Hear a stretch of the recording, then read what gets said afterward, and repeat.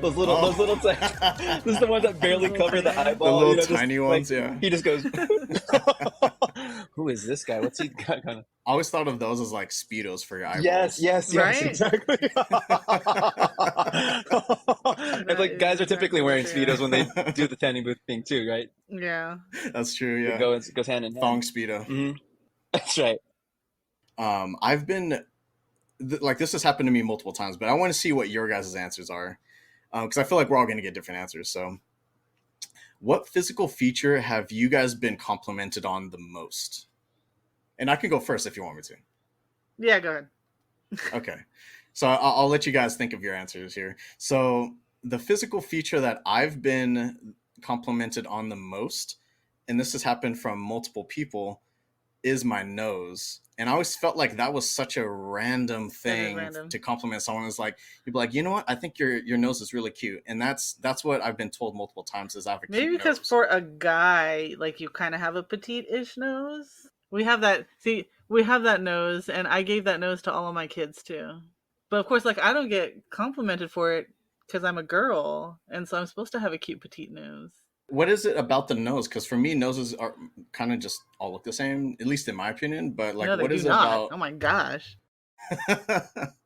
Some are like big or wide, or like some have. I guess I don't really notice it. I don't know. Look up Jimmy Durante. You're gonna start noticing. Yeah, look up Jimmy Durante. Look up what's her face? Barbara Streisand. I don't know. Any one of those will work. Yeah. So noses. Yeah, that's funny because like I guess I don't get complimented on that. I get complimented for one of two things, depending on who's talking to me. Okay. What their intent is. Yeah. I get either complimented for my eyes or my ass.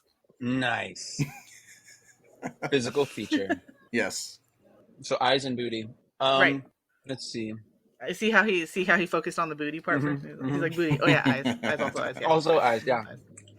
That's the demographic right there that you're talking about. Yeah. Just boom, booty. I would say, for me, the two that I get complimented most on, or the one primarily, would be my eyes, which surprised me. I'm very surprised by your answer because I thought for sure I was going to be able to predict it. And I thought you were going to say your hair because literally every single person at work has commented on your hair at some point. That's They're interesting. Like, I love it. You should just keep growing it out. I guess you're right. That was, yeah, that's true. How long is it now? Is it like a little bit past your shoulders? Yeah, it is. That's funny. I feel like it's been so much more recent, but I did grow my hair. It's been like 3 years now with my hair this long, but it's to the point where I don't even remember what you look like without long hair. That's funny. This is your norm now, right? And until I go back into like my old Instagram posts, I forget what I looked like with short hair.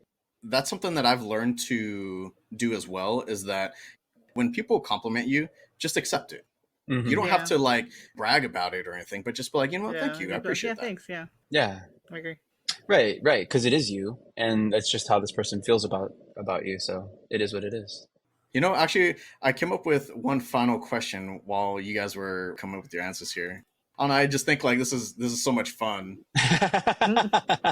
diving a little bit deeper into our personalities. Mm-hmm. So, if anything, what have you guys gotten out of this podcast? With this being like a milestone anniversary episode. And we've been doing this for a long time now, a couple years. So what have you guys gotten out of doing this podcast? I feel like I've definitely, well, I mean, of course I enjoy like spending time with my little bruh, et cetera, et cetera. Yeah, like connecting with friends and family, that's been really fun. Yeah. And, revisiting movies that I have loved or coming to love movies that I didn't quite love before, I guess. But one thing I've gained, I guess, is a little bit more acceptance for the sound of my own voice. Okay. I can tolerate it better now, I suppose. Still, I won't listen to the ones that I'm in as much. How about you, Michael? Yeah, for me, what I've gotten from this podcast is a deeper appreciation for others' perspectives on the movie that we're discussing. Everything you guys input, for me, when I was younger, it always felt like this sort of like one-upmanship kind of thing where I've got to have like I was saying before we were The recording, last like got to opinion. have right the tidbit of wisdom that just knocks everybody else's socks off or something like that, as if such a thing is possible. But anymore, for me, it's like just seeing another facet of something that I didn't have before. Right. So rather than looking at these insights as though it's saying that I'm not seeing these because I didn't see that too at the beginning, therefore like I'm dumb or something, or like, oh no, like I'm failing at life. Instead, it's more like being in this podcast. It's helped me to build on these thoughts, that these insights that you guys have, and to kind of take them and infuse them into the movie for me. So now I get this multifaceted way. So that's what I've taken from one of the things I've gotten from this. Yeah, new perspectives and stuff. Yeah, appreciating new perspectives, and both of your approaches to your unique approaches to analyzing these movies and things, and especially Eric, your questions. I always appreciate the quality of the questions, and your, this is something we discussed before, but your you've listened back in editing these episodes, and in doing so, you've paid attention to times when perhaps you were talking more, you thought, and you would rather have asked more questions. And so I've noticed that you've done that, and again, it's a constant improvement. So I appreciate that as well. That's one of the things I was actually going to say was, one, to go along with what you were saying. I feel like I've also learned so much more about these movies through the perspective of others, you know, and also doing more research myself. And then I guess this is kind of similar to what Steph was saying. I've gotten more comfortable expressing myself and being more vulnerable. Being on the show and creating the show, I just felt like as a wee lad, I would have never expected to be on something like this, you know, to have our own show, much less something that's available to the general public. Like I would have died from embarrassment. Right. Goes No, to it's so show how far true. we've come. I think I feel the same. What you mentioned about being vulnerable. I think there were many times where I didn't want to be vulnerable and express, like if a movie made me cry, or talking about love, especially with the last one with La La Land and things like that. My husband listens to the podcast, and this is amongst he's a a movie freak like you guys too. And as I'm sure I've mentioned, he took like film history and stuff like that, and so he listens to like other, I guess, bigger, quote unquote, air quotes here, bigger movie podcasts and whatnot. And so when I found out that he was listening to ours, at first I was like, no, don't listen to me, Stop it. I mean, I found out that he actually enjoys it, and I'm glad for that. And That's I've cool. gotten more used to him listening. So, hey, husband, shout out. Shout out. How you doing, everybody? Welcome to Aflixionados podcast, episode 28, our anniversary episode, our second anniversary episode, to be exact. My name is Eric, and the other voices occupying your head this time are a proud mother of three, lab geek, my sister and co-host, Stephanie. Woo! Smurf. AKA Smurf today. And a man of many trades, good friend, colleague, and co-host, that one guy, Michael. Hello, love. Thank you to all the listeners out there for joining us. As always, new episodes drop on the first Saturday of each month, 5 a.m. Pacific. We're available on Spotify, Apple Podcasts, Google Podcasts, wherever you get your podcasts. That also includes YouTube, where you can find us at Aflixionados Podcast. So please give us a like and subscribe. Steph, Michael, what is this? What are we about? Well, my friends, I'll tell you. Here on Aflixionados Podcast, we mainly talk about films that range from mind-numbing to mind-blowing. We also cover TV shows and other forms of media. Of course, we will be getting into spoilers here, and there will be only the healthiest amount of expletives. You have been warned. If you ain't ready, then get ready, because in this anniversary episode, we have a very special topic that we're covering today. We will be discussing the powerful science fiction epic Interstellar, released in 2014, directed by none other than Christopher Nolan, the master. Masterful.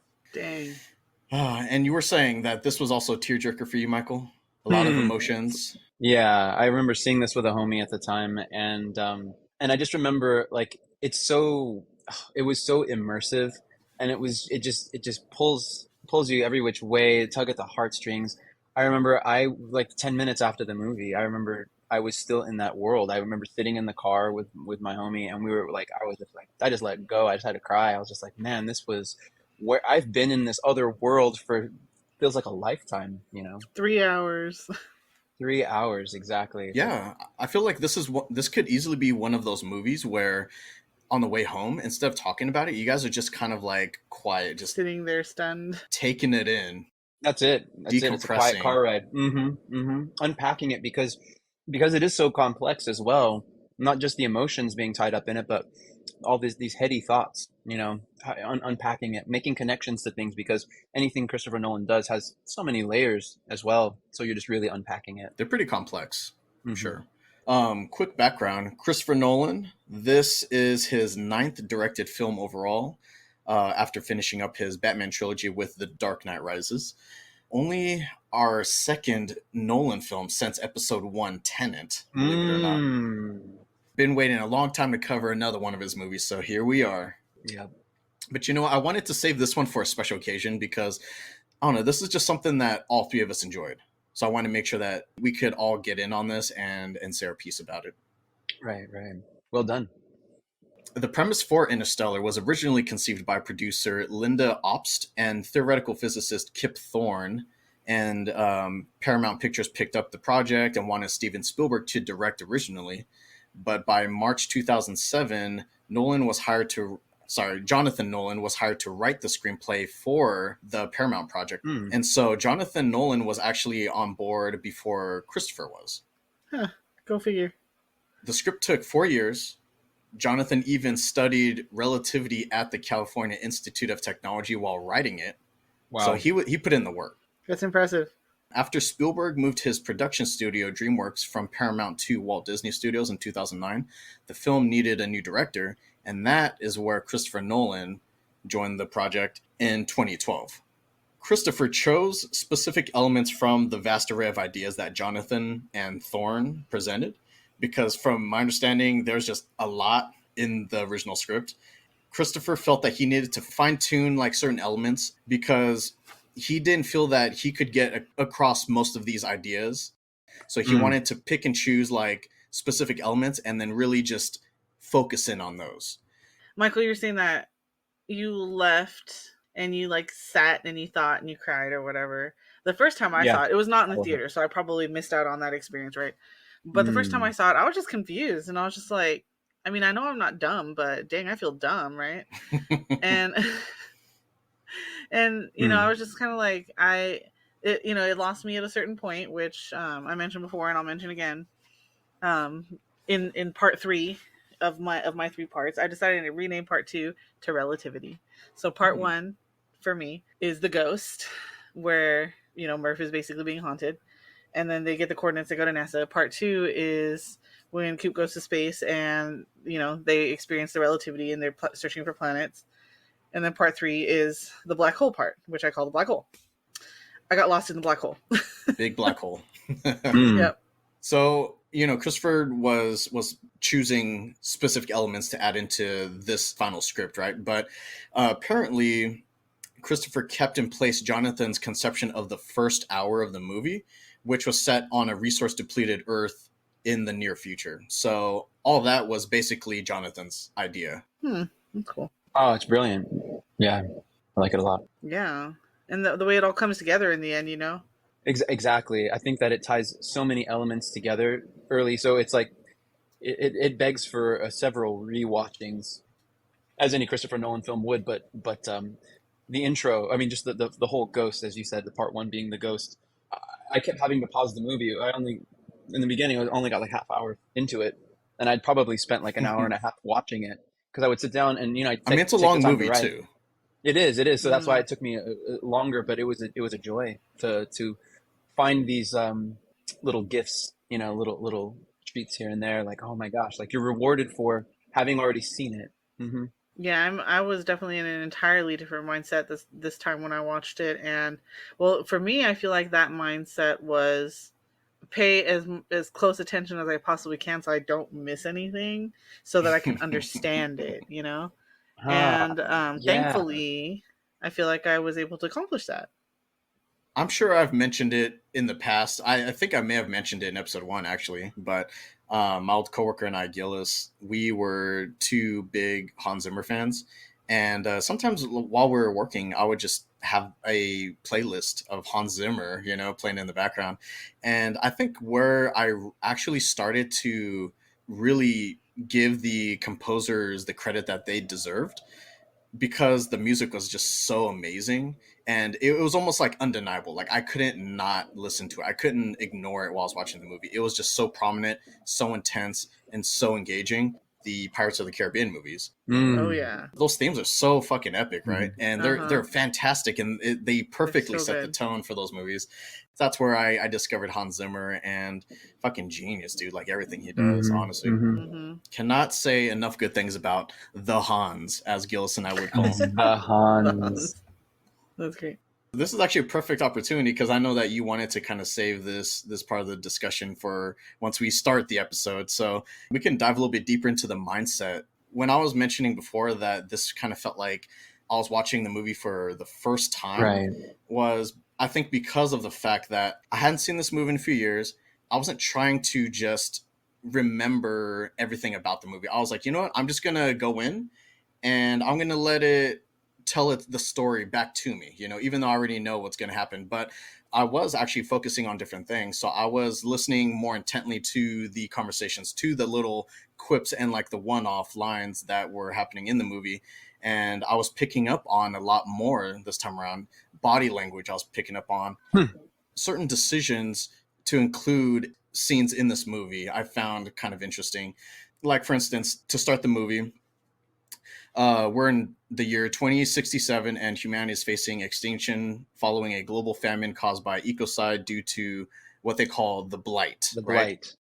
Blight. I found this interesting. You know, I wanted to learn more about the blight, which I'm actually kind of glad that they don't go too much into it because it's not the focal point of the movie, and also I think by keeping it mysterious, I think that adds more to the dread of the blight. Like sometimes you'll see them like burning a little patch, or you'll hear like, oh, this person had to, burn their whole field, or this is the last year of okra because the blights hit that, and so now we have to burn all the Yeah, okra. the plants just have no chance against any of this at all. You know, they're just Mm-hmm. getting wrecked completely. Felt like it's kind of cool to see like this almost like the happening type of situation going on where it's not like this immediate threat. People are coughing and they start getting almost like a black lung type of thing going on. Yeah, because And of it's all the fucking scary. They have dust to, and your house is always dusty. You have to face your plates and shit down. yeah, Mm. it's kind of. I mean, it's terrifying because it's not so far off that it doesn't seem that far outside of our world now. Like it's not like like there's a bunch of technology or a lack of technology, or it seems like it's like not far in our future. You Sure. know, and like a generation or two. And so it's kind of like, man, how possible is this really in our world? Right. And I felt like when I first saw this movie, like the first, several times I've seen this movie, I would gloss over stuff like this. I would just be like, oh, whatever. Yeah. It's a fucking dust storm. Like, who the fuck cares? But it's like, Get to space. yeah, I wasn't picking up on how important this is, like how deadly this is. Right, right. Agreed. Yeah, for me, that's one thing that stuck out to me. The explanation that Michael Caine's character gives, Dr. Brand. He he says how our Earth's atmosphere is made up of 80% nitrogen, and he says, and we don't breathe that, but the blight feeds on it. And so it's like, okay, this is something that he doesn't say whether it's due to pollution or anything like that. It's just I'm sure we can assume that it's certainly not going to help. You just kind of assume. Yeah. So It probably created this perfect environment for this blight to just wreck everything, right? Completely. And even like 10 or 20 years before, this wouldn't have been a possibility. But because of the fact that we've done all these things to the planet and the environment, here we are now. in an irreversible situation. Yeah, and they don't need to explain any of that stuff. But I think that, just showing it here and there and just kind of like lightly touching on it was enough for me. It kept me curious about it. Sure. No, same. Talking about the mindset aspect of it, and going in. what you described to me sounded very like Zen, like the book Zen Mind, Beginner's Mind. So it said that one of the quotes from that book is, in the expert's mind, there are few possibilities. In the beginner's mind, there are many. So approaching this not as an expert watching this movie for the 10th time, but as somebody who is a beginner, who's going to go in this with a blank slate, tabula rasa. Your mind is clear. You're going into this just ready, willing to experience whatever is going to come to you, made all the difference. And so, maintaining that level of curiosity. God, there are things that I saw in the beginning. I have so much admiration for Jonathan Nolan, for the script that he made, that was obviously still kept intact for the beginning, for the ghost, for part one of Smurfs, Part one, the the ghost. ghost. But I have such a respect for, deep admiration for, and appreciation of everything that goes into the beginning of this movie. So many things that I took for granted before. Things like, speaking of mindsets, there's that point where the teacher says, that in the textbooks now, they don't believe that there was an actual lunar landing. And it really pisses off Matthew McConaughey. Right. That pissed me off. Right, but it's like Yeah, because there are people out there like that now. sure, sure. And it's interesting because what it tells me, because now it's a textbook, now it's across the country, this is what is believed to be true, or at least what we're promoting to be true. It tells me that, I'm looking at the implications, rather than when I watched it the first few times, I would just see that and be like, yeah, yeah, yeah, like you were saying, Eric. I was like, you're up in the top left corner of my screen, so every time I'm pointing Let's up, get to space. exactly, yeah, yeah, yeah, yeah, yeah, yeah, yeah, yeah, yeah, yeah. That's cool. That's cool. Great, great, great. Let's go to space. Keep it moving, buddy. Keep it moving. Let's keep it moving. Great. This teacher. Okay, that's what's going on. But instead, I was like, wow, watching it this time, I had to jot down a note about it. I jotted down several, but I went in and I thought, what are the implications? What are the implications of thinking this way? Think about it. If you don't believe that it's possible even to get to space, you're kind of like, you are limiting yourself. It's like the whole thing with the fleas, right? I don't know if you know that, but you put fleas in a jar and they'll jump out. But if you put a lid on it and you keep that lid on it for, a few minutes, eventually when you take the lid off, the fleas will not jump out because they'll have learned their limitation. They'll think that the lid is still on, so they will not jump out of the jar. Point being, if people don't think it's possible to go to space, they're not going to look for solutions. I think that's one of the greatest Hmm. tragedies in this movie, is that people have lost the willingness to innovate. And Matthew McConaughey was talking about that, and his dad was saying, we need farmers, and he's just like, what have we lost? What have we lost, that we're no longer innovating, but now we're just, what does he say? We're caretakers of the earth. Matthew's character, Cooper, Joseph Cooper, or simply just Coop, as they call him. A lot of people were just thinking of him as just being like this crazy old guy, an old timer. You're still thinking in like the old ways of things, but this is how things are now, and this is what we need now. Yeah, he was still very adamant about the fact that while this is important, we still need to also have that. We still need to have advancements in technology. We still need to pursue other things, like pursue innovation and stuff like that. Well, I kind of get it though, because at that point they were just thinking about survival. Survival, yeah. It's kind of like they're in a desperate situation. They don't have the luxury of like spending these resources and potentially wasting them on rockets Yeah, that may explode or may not find anything up there. exactly. At the end of the day, it's kind of, I don't know, it's kind of indoctrination, I guess you could say. So to keep kids in line and keep them from like looking up, like looking out Mm-hmm. into space and wondering Hmm. what's up there. Right. They want to keep them grounded, and they want to say, we need to make sure that these kids beat this into their minds that they need to stay here and fix this planet. The kids didn't fucking do this shit. It's the fucking like generations before, but now we're relying on these younger generations to fix it for them. Right. Or even then, it's like, maybe, I mean, we contributed to it, but it could just be that because of the concentration of nitrogen, it being 80% in our Earth's atmosphere, that this was an eventuality, is almost it. But without, in essence, we're not looking for solutions now at this point in human history in the movie. We're not looking for actual solutions. We're basically putting band-aids on a gaping wound it's never going to heal. We're Hmm. not going, we're just maintaining it until we all die. And I mean, the fact that NASA had to be so secretive, and they could only find this on these with these special coordinates that they they found in a very special way. NASA was straight up shut down. Like they're just like, we don't need you anymore. Like we have no use for you. Bye bye. Right, because again, it's this whole that again speaks to the mindset of the going to the textbooks even, that this is the general Mm-hmm. consensus, that this is not a focus of ours. We just need to they're looking and treating symptoms. They're not going to the cause, or they're not looking for something to get outside of it, aka finding another planet to colonize and all that stuff and terraform. That all goes back to the mindset, beginner's mind. And this is what's so crucial for him is Coop always sees possibilities where others don't. So instead of just seeing this drone flying lower, you know what I mean? It's almost like you have to view the movie from the eyes of Coop, in the sense that you have to maintain an open heart and a curious mind, because then you see more possibilities that way. In the beginner's mind, there are many possibilities, right? So he sees this, and what others might see as, oh, just a drone, that's from a throwback from Who the wherever. fuck Who cares? the fuck cares? It's going to fly Yeah, by, or I don't know anything about this. Instead, he goes, that thing has battery cells that could power stuff for our farm. Like, he's already solutionizing. He's sure. already seeing possibilities. And then he hacks it from the truck. Yeah, from his little shitty laptop. I felt like that scene was just so uninteresting before, but Right. there's a reason for having this, and that's what I was curious about. I was like, what is the point of having this scene in the movie? Because Cooper is on his way to take his kids to school. They get a flat, and then while they're fixing, before they attempt to fix the flat, that's when they see that drone flying by.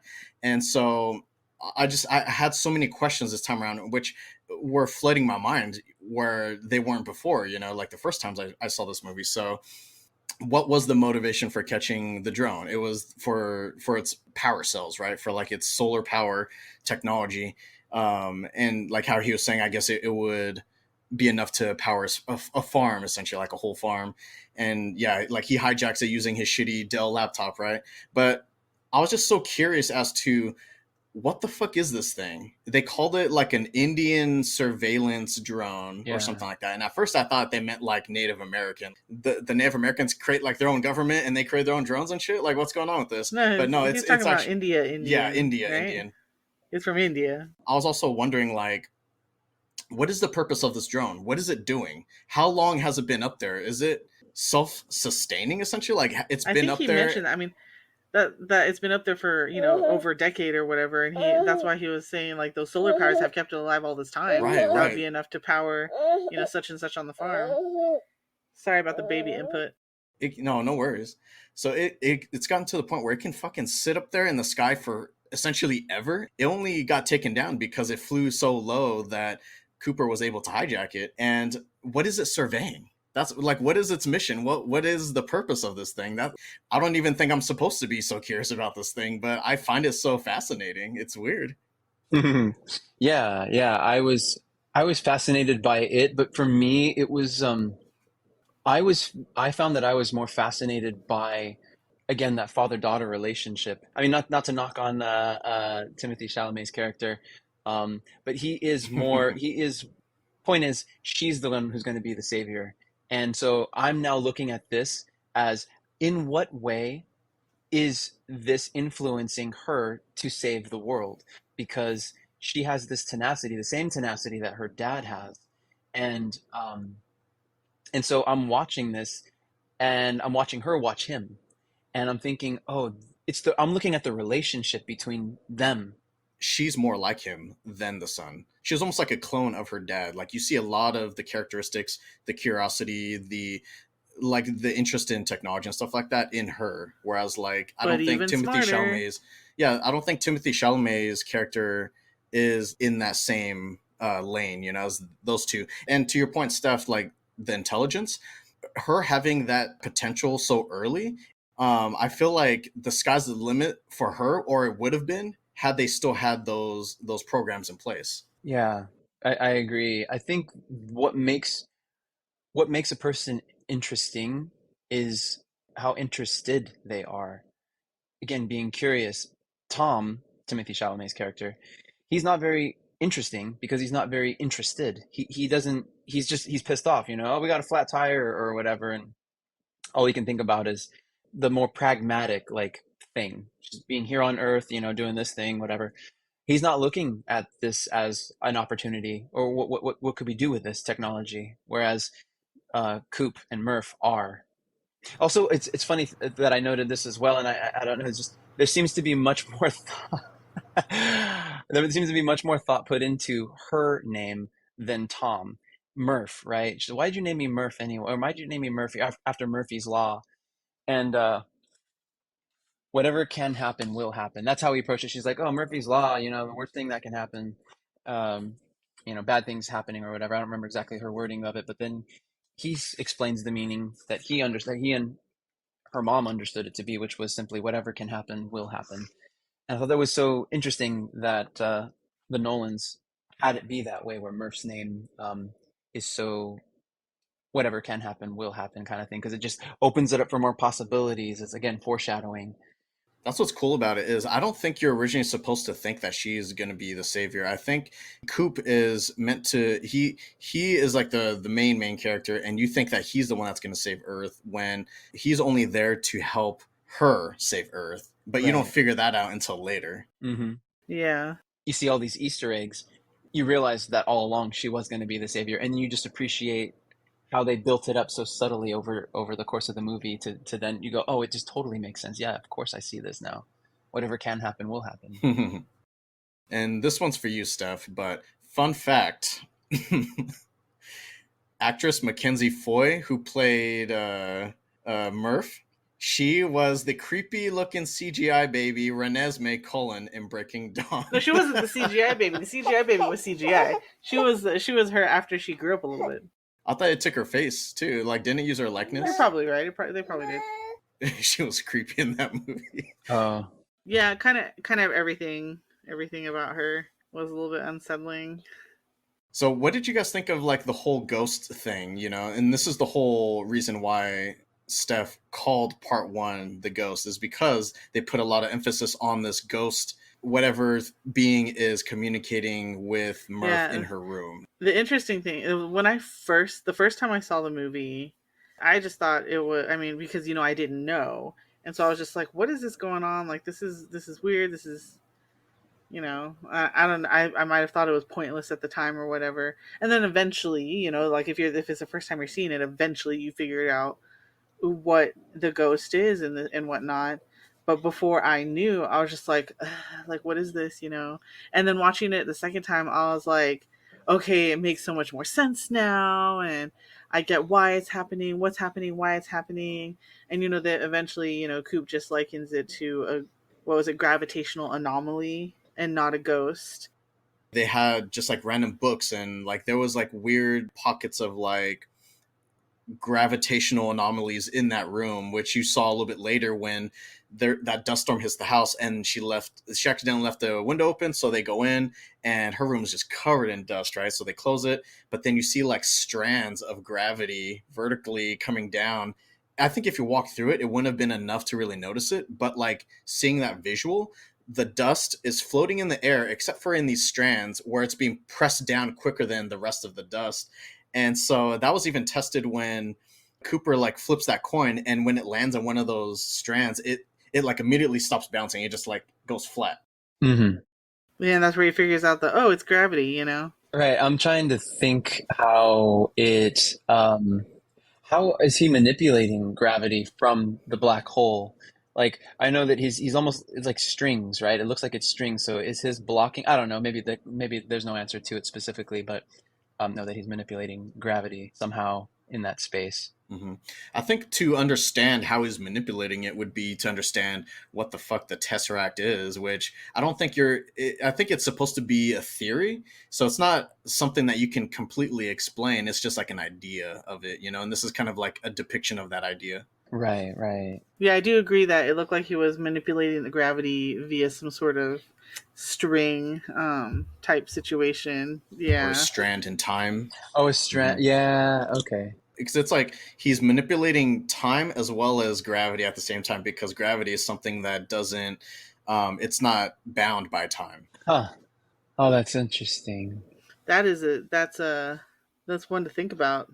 I mean, like, I believe you, but at the same time, like, I want to think harder about that, Yeah, that's something that needs unpacking itself. Yeah, gravity is outside of time, and what you said is so true. Because later on when they're actually still in the ghost portion of it, they're talking to Wes. What's his name? I can't remember that character. I forget that actor. Bentley. Wes Bentley. They're sitting at that big boardroom table, and he's explaining what they know and how information is transferred, and it's done so in binary. Oh yeah, was that Doyle? I think was Doyle, the that's right. character's That's name. that's Doyle. Yeah, how he says that it's very rudimentary. He says is the word. It's rudimentary how information is transferred from people that went through the wormhole back to us, and it's done so in Sure. binary.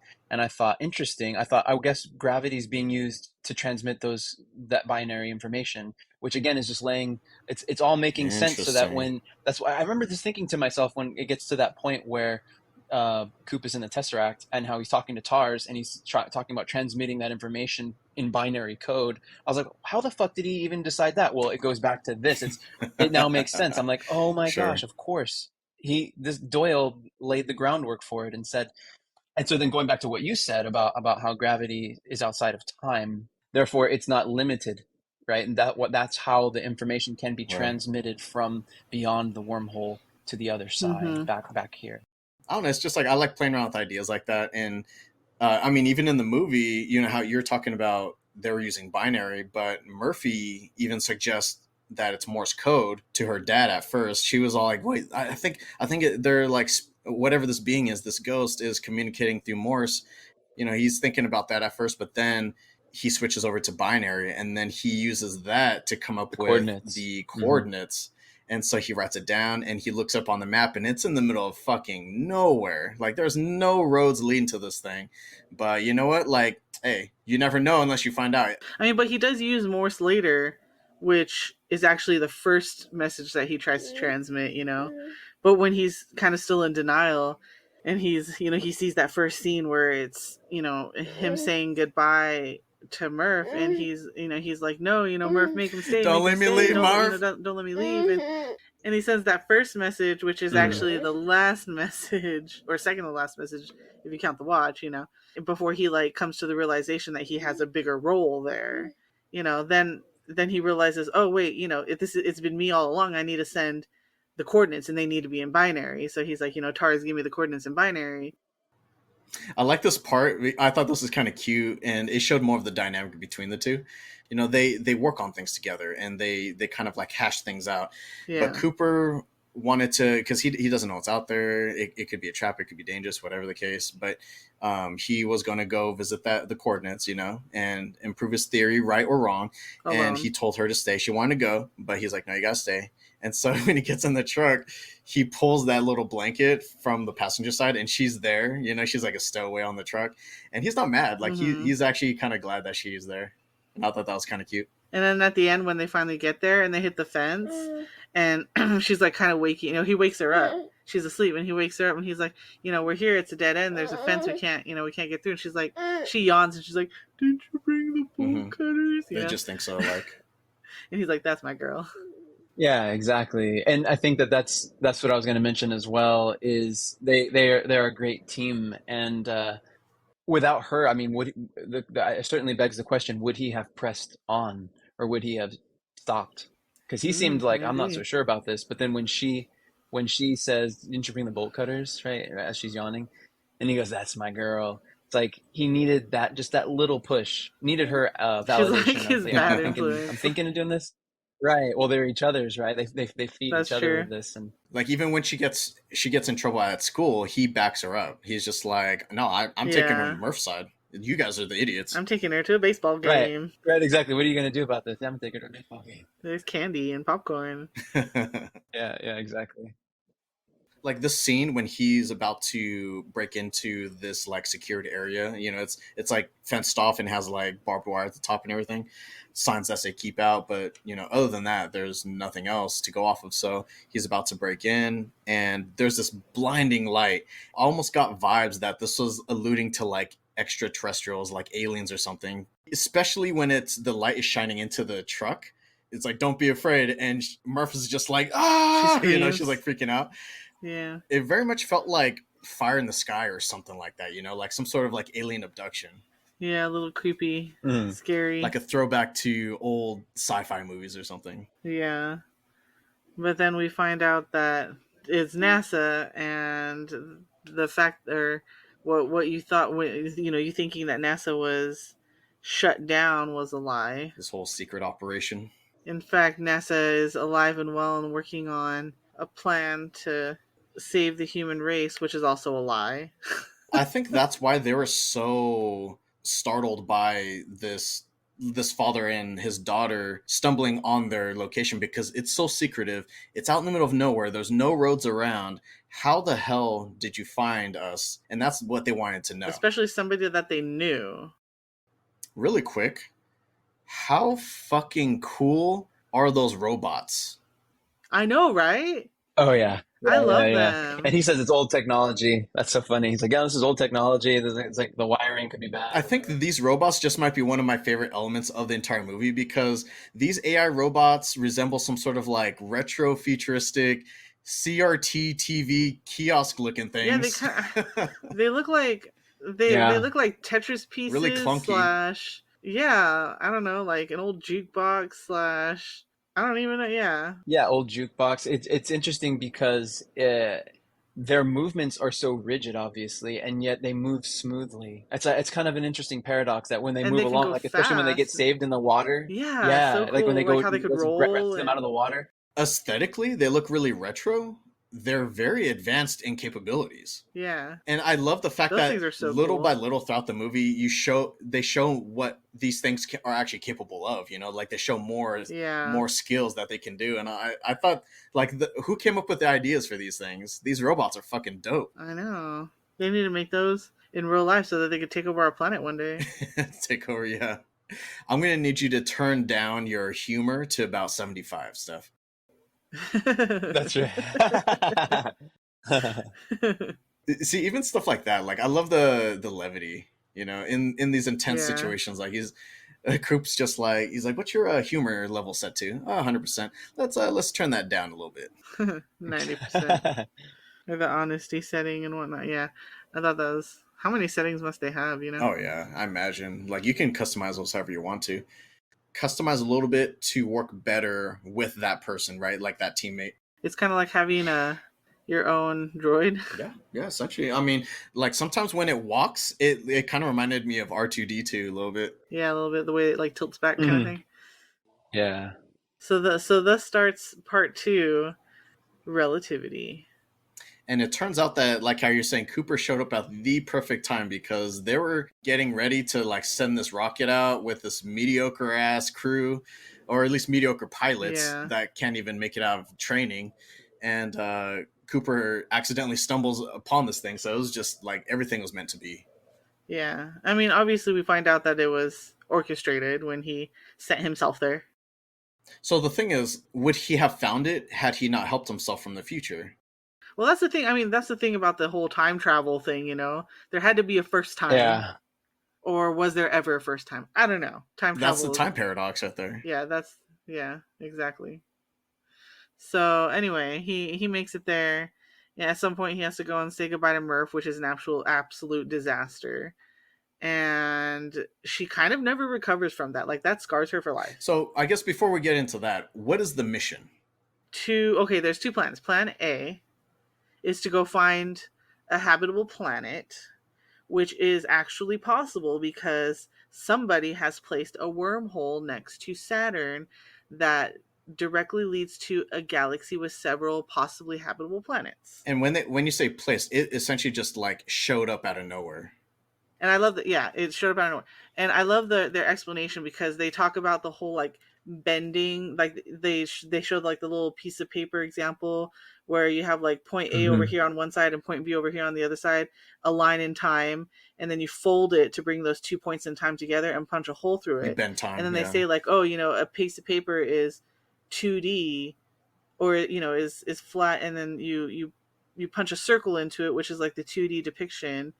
And so we're in 3D, what is a hole punched in time for us in 3D, that would be a sphere. And so the wormhole looks like a sphere, like a black whirling sphere in space. That's another, like thought-provoking idea is like, what the hell does a hole in 3 dimensions look like? No matter what angle and what side you're looking at it, it's a hole. Yeah. If it looks the same on all sides, it's essentially a sphere. Yeah, exactly. In 3 dimensions, a hole is a sphere. At least in space time, I guess. Yeah, and it totally makes sense, and we'll come back to that, because when they explain that simply in this section, that's kind of what they use to explain the Tesseract later. Sure. Oh yeah, and we're gonna, like, once we get to that scene in the movie, like I'm gonna spend some time discussing that, because that is a fucking cool idea as well. But yeah, I knew about that paper bending like analogy from like Star Trek movies, because that's essentially what warp is like you like bend time, you just like shoot right into it. Thank you, Star Trek. So plan A is finding a habitable planet and literally moving everybody from Earth to that planet. And that's the Lazarus crew that was sent out like 10 years prior. They were the brave ones to first jump into the hole. Yeah, and so they're trying to find these planets, and they sent one person out to each planet to see if they're habitable, and they're supposed to ping back one thumbs up, and that was it. So they've been getting, positive feedback from 3 different planets, and they decide that they're supposed to go visit those 3 planets and see which one is the best, right? And plan A, move everyone to that planet. Plan B, they have a bunch of fertilized eggs that are supposed to eventually become the new human population. If they get out there and there's no way to come back, at least you have a bunch of fertilized eggs and you can repopulate with that method. But obviously that's like a worst case scenario type of thing. What do you guys think of the different plans? Like, it seems like plan A is that's a bit of a doozy. Like, there's a lot that needs to go right for that to work. A lot of possibilities of shit hitting the fan during plan A. Yeah, a lot more moving parts. They need to survive going through this black hole first, and once they get there, they need to rendezvous with each of the Lazarus crew members on each of the planets, gather the data, and decipher whether they can actually live there or not, and then make it back somehow with that information. Yeah. So plan B, which is interesting, is like, okay, well, you have however many million fertilized eggs or whatever. How are they going to raise themselves, like, from babies and stuff? So I guess the plan was for 10 of them to be born, and then I guess robots are going to raise them, and then they were going to become the parents of all the rest of them, or like, a few more, and then they'll probably start recreating with each other. And when you think about it, how would that shape the future generations of humans, like being raised by robots first, everyone having like the same parents? That's crazy. Yeah. Will we be like husks of ourselves? What kind of culture? Yeah. What kind of culture would there be? What kind of personalities would there be? Yeah. Needless to say, all this is simple stuff. Right. What could go wrong? What could go wrong? Yeah, super simple. Straightforward. So the contingency plan is plan B, and that's also the name of a contraceptive. So it's like we're trying to do the opposite of that here. Right. That is kind of ironic. Is she pulling on the curtain over there? Yeah, she's just whatever keeps her quiet. So then they go to the first planet. Like they wait. Are you jumping to like once they've gone through already? Oh yeah, that's true. We gotta talk about the wormhole. So even before that, there's this intense scene where Cooper has to leave Murph, and I wanted to get your guys' opinion on this, because she was obviously very hurt by this. She felt like she was being abandoned, but did you feel like it justified her reaction? Here's the thing: she's only 10, and so no matter what happened, but she doesn't think like a 10-year-old, a typical 10-year-old. That's true. She's more mentally mature. Well, I mean, I guess that's why she didn't just believe him, his BS when he was like, "Oh, I'm gonna come back." She's like, "Really? Are you gonna come back though?" Mm-hmm. And so she can think more realistically. Like, he's going through a wormhole beyond Saturn. Like, am I ever gonna see him again? Is he really leaving me right now? Right. Yes. I think it's raw, especially as a 10-year-old. I think that he's coming at it very much like a man, and she's coming at it very much like a woman. And And I mean that in that he's hopeful and he's very logical that this is a, you know, he has every intention, in other words, of coming back. His heart, he loves her and he wants her to know that. Her, she's processing these emotions. Guys don't really do that. And so he's holding on to hope, but he's not really looking at it like I'm never going to see her again. He's got to Yeah. hold on to that because that's what he wants to save her and his son and the rest of And the he's not family. seeing Like, it from her perspective either. You know, he's just like, listen, it's got to I'm happen. saving I the got to do planet. You this. know, like this is just something I gotta do. Yeah. I didn't choose this. It chose me. Literally. Right. To her, she probably would have rather been able to spend more time with her dad and like have the world crumble than have him leave her like Exactly. that. But that's also kind of like the immaturity of a child. Yeah. Precisely. But again, she's processing this and the potential of, you know, of losing him. So she's feeling a lot. She's feeling it all. I mean, when you look at it, she probably knew a lot of details about it. I mean, she was in like the briefing room with them, right? So what she was hearing was a suicide mission. Try to make it back if you can, if you survive even getting out there in the first place. Right. Right. I don't want to leave like this, but I really have to go. Like the mission is starting right now. I got to make it back. And so he drives off and then she runs out after him. She really did want to show that she did love him, but she never got to say that before he left. But then like later on when he's already like out in space and he's receiving these video messages, she won't even like send him a video. I thought that was kind of hurtful, at least from my opinion. Young girls take things very personally. I'm thinking, yeah, she probably just like took it as a personal hit on her somehow, you know. Yeah. It's it shows me that again that it's a complex situation in terms of just, you know, she gets that her dad is trying to save them and she does still try to keep hope because she's seen her dad pull a rabbit out of a hat many times and she trusts in him, but at the same time she sees the world falling apart around her and he's not able to save them from that at this point. So it's kind of like, you know, a harsh reality. They're facing that generation, that young generation is facing a harsh reality of, you know, doom essentially. So what I see in her is I see a lot of unprocessed emotion. Hmm. She's holding that grudge because in a way he did this to her. In other words, like she sees his actions as being the cause of her pain. And then when she runs out and isn't able to say goodbye, actually tell him that she loves him, she feels guilt. She feels guilty for not being able to express herself that way. Yeah. And so then she blames him for that too. So she holds on to this pain because he's still not there, you know, and she's holding on to those resentments. Plus, I mean, you know, he's always been her protector, obviously, being a parent. You have like these potential threats out in space that you haven't quite seen yet to this point. But then you have this real imminent danger that's happening on Earth, and you see that shit every day in such a vulnerable state. It becomes fucking scary, you know? And like at that point, that fear kind of trumps everything else. Yeah, emotions are running high. It's literally life or death. Your dad is gone and you don't even know if he's ever going to come back. He says it's going to be like a few years and she's going to be an adult by the time he comes back, but like is everyone going to be dead by that point? We don't even know. We don't know how slow this blight is. Certain things might happen while he's gone that could accelerate that. These what ifs and all that is scary. You know, he felt like he was doing his duty as a parent by like saving her and the planet by going on this mission, but like, you know, you won't see the fruits of that until way later, if at all.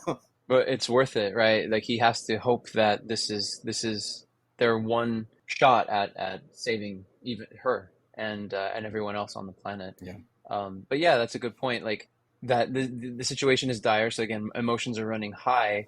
It's like being living here in California. I know it's always been a comfort. I mean, there hasn't been we haven't had a really large earthquake in quite some time, but I remember when I was a kid and we had them. I remember it was a comfort to have, you know, my parents near me. I think I was like 5 or 6 when the really big one came, and my parents were there. So yeah, again, it's like that situation writ large. It's not just one earthquake that's just done. It's like this imminent doom is still there, and she doesn't have her father there to protect her. But it's more than that because he thinks like her. How lonely it is in the world to how lonely it can be in this world when people don't understand you, you know, and her brother least of all.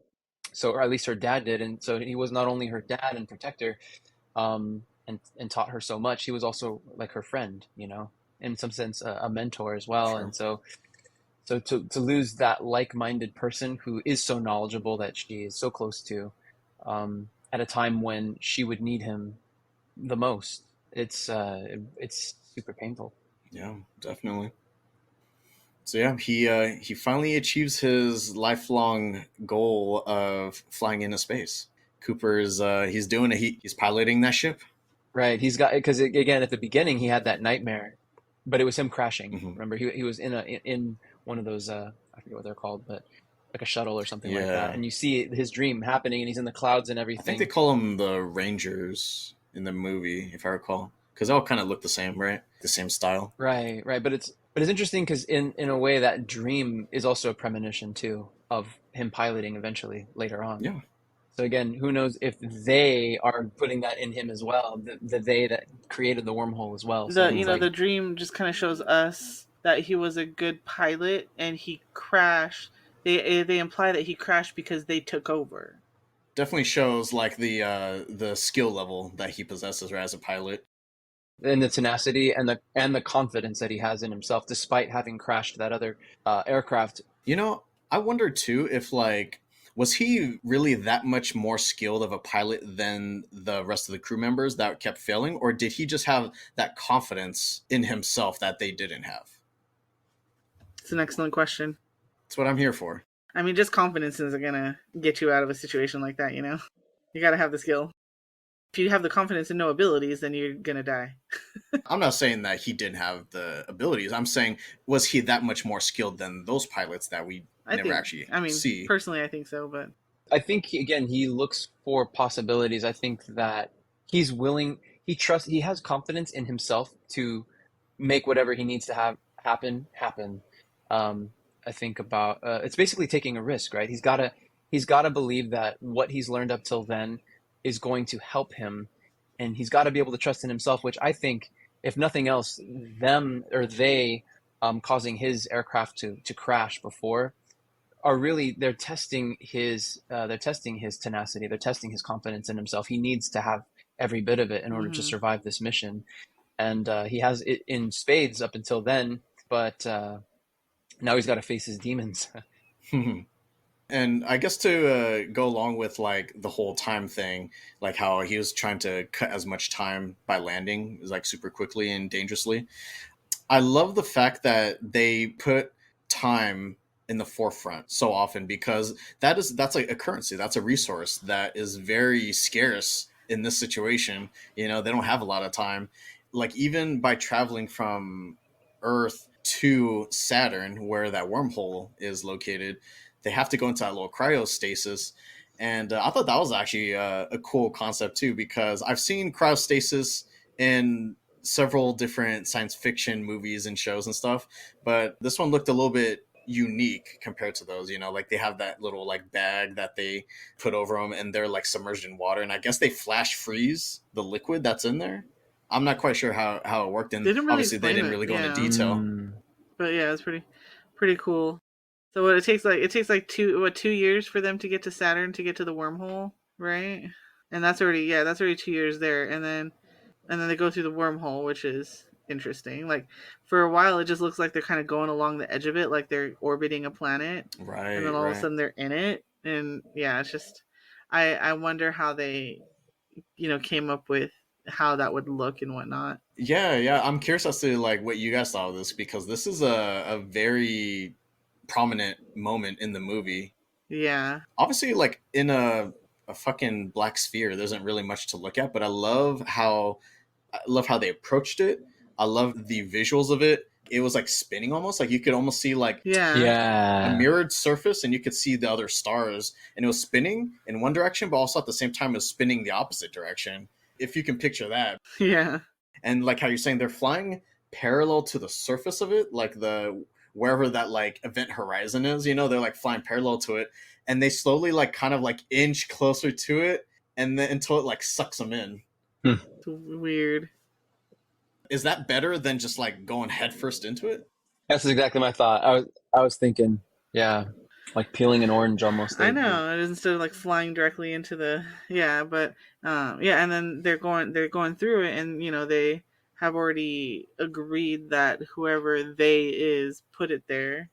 Mm-hmm. Dr. Brand, aka Amelia Brand, aka played by Anne Hathaway. She sees like a little distortion in the air next to her and puts her hand up next to it, and her hand distorts and stuff like that. And then when it's over, they're like, "What is that?" And she's like, "Oh, the first handshake." Yeah, it looked like this extraterrestrial, or like, I don't know, like it didn't really have like any distinct features. It was just kind No, of it's like just this like it was just like a outline looking thing. distortion in the air. Yeah. Yeah. So yeah, on the other side of this wormhole, they ultimately decide to investigate the closest planet first, right? Which is also the closest one to this super massive black hole called Gargantua, They call it Gargantua. which creates this gravitational time dilation. Yeah, which is the theory of relativity, that the closer you get to the speed of light, the more time distorts. The slower time goes for you, which means it's going faster for everybody else. Interesting. So does that mean, since it's closest to Gargantua, is it spinning quicker than the other planets? Um, that's a good question. That's why time is like slower on that world? Well, it's closer to the black hole, which is spinning closer to the speed of light, I guess, Oh, so the and black sucking hole in is all the spinning. light. Yeah. The black hole is what's causing the time dilation. The closer that planet happens to be on the cusp of the black hole, Right, not quite right. where it's getting sucked in, but right before that. But it's close enough to be affected by the time dilation. The fact that you go on this planet, everything seems normal, but then by the time you leave, it's like 1 hour equals 12 years or some shit like that. 7 years. Oh, So 7 years. they're expecting to just get on that planet and leave as soon as possible, waste as few years as possible, right? They go on that planet and they're like, "Oh, it's a water world. That's cool." But they land the ship in, fancy fashion and discover, "Oh, the water's pretty shallow. That's cool." We need water, that's a great resource to have. Yeah, exactly. But then they find, was it Dr. Miller or just Miller or whatever? Oh, yeah. So it's important to note that Coop, Amelia, and Doyle fly down to the planet. Romilly stays behind on the ship to study Gargantua. Yeah, so he recognizes they're going to be gone for a few years. Let me take this time to study the gravity in this black hole for a little while. Find out more about it. So he Yeah. stays behind, yeah, and I'm thinking it's just going to be 2 to 7 years. Maybe they'll be down there for half an hour, whatever. They'll get the information that they need and rescue Miller or whatever and scram. So they go down there and they realize they find They follow the beacon. they follow the beacon. They find the beacon, and it's wreckage. And I guess there's like a black box or whatever, like that has all the data that they want. And so Amelia goes after that. Which is like way out there. Mm-hmm. And then they realize, like, oh crap, this water world, Not so great. not it just has it's just like a constant ocean with giant crazy waves all the time, and we're sitting in the cusp of a wave right now, and there's a wall of water coming towards them, which I've always, me, I've always loved natural disaster movies, so this was like right up my alley, right? And Dude, I was like, that is awesome. can we spend some time on this planet? Because I fucking love this planet, dude. Like, I love the concept of this planet, and I love everything that happens on it. Right? So I think what's interesting to note is that when you land on this planet, everything seems fine, and it's very unassuming. And it's so calm and peaceful and Like, goes shallow up to your water. ankles. It's Yeah. what you're like. Okay, we can make this work. It's not like Waterworld. You even got like nice mountains on the background. That's cool. But then while Coop was in the ship, he's like, wait, those aren't mountains. Those mountains are getting closer. He's looking off in the distance. And he's like, those waves are going away. So then he has the Yeah. idea to like look the opposite direction, and he's like, those mountains are getting closer. Those aren't mountains. Those are fucking waves. That's like a giant ass tidal wave. Oh my goodness. They're about to We get need to destroyed. get the fuck up out of here. Yes. And then, Brand's like, no, I need to get this box of data. And she runs out there. she can't even get it off the piece of metal that it's on or whatever, and then she gets like pinned down by it. Yeah, I think the water kind of like throws off her balance, and then it like ends up Yeah. like on her leg. Yeah. They send Tars after her, right? Here we go. One of the dopest tar Coolest scenes. scenes, Yeah. I know. He turns into Yeah. this like asterisk looking right? And he just like cartwheels Yeah. to Yeah. her. Literally rolls over there in like 2 seconds and picks her ass up like nothing and rolls back. It like continues to roll while having these stationary arms that are holding her. How dope And is this, right? Like it's just so cool. the outside legs are still spinning, and it's like Yeah. propelling them. And saves her, but somehow they lose Doyle. Doyle's slow ass. He gets left behind, and he gets like crushed by the wave, right, when it hits. I mean, it's not like Brand wasn't further out, and somehow Doyle gets annihilated, which is ridiculous for Yeah. him. And yeah, and so they fly back, right? And Brand's like, I'm so sorry. Like she knows that she's wasted more time doing that. Well, they don't even fly back. That's the thing. They end up getting pounded by a wave. Floods the engines, and they can't even Yeah. like leave the planet. So that this is what I also like about the planet is it's this unassuming death trap because there's constant Right. waves that are like combing the surface of the planet. Yeah. So I think this is also what happened to the other astronaut from the Lazarus Miller, I Project. Is believe, like right? I think they landed, but then they didn't have enough time to get off because once it floods your engines, you have to wait for it to like empty out. And then by the time that happens, you get pounded again. And that just keeps happening until either you get completely crushed or like the ship is already ruined. I imagine this is another like concept, something to ponder on. I imagine she landed and then like immediately, left her ship and then got smashed by waves. Like didn't even realize there was a wave coming up behind her. Just got completely annihilated, right? Then they mention when they're after they leave that she probably died minutes ago before they got there. How crazy is that? She left like 10 years. If you're on that planet and you're just chilling, right, seeing everything, she would have landed and she was like, oh, this is dope. Smash, smash, right, by the wave. Yeah. And then next thing you know, this other ship like lands and it's just like, oh shit, where is she? I don't know. I don't see her. Who should it help me, bro? Yeah, it's crazy.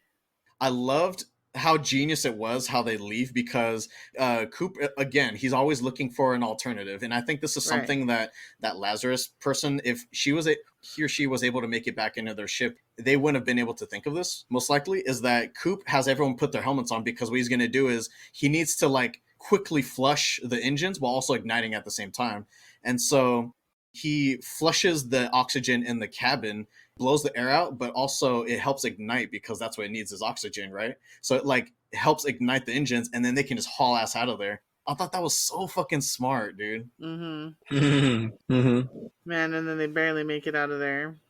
He works well under pressure. Yeah. Who knows if they would have survived another wave crash. I know them. he saved their ass so many times with his quick thinking. Yeah, so when they go back, the hatch opens and Romley's gone gray, basically. Yep. He's all old now. Not that old, maybe like in his, I don't know.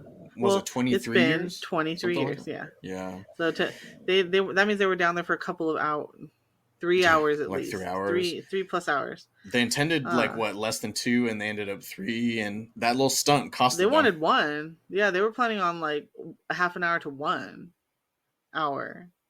And they ended up down there for 3 hours. I wonder what the distance from like orbit to the surface was for that planet. Then. Yeah. That's a good question. Because it seems like they were there so briefly. Yeah, I 30 know, minutes to us, of to like course. land and shit. Damn. Or either that, or they miscalculated that it wasn't actually 7 years. Right. Possibly, yeah. Because they were not down there that long, and so obviously they missed a lot of video transmissions.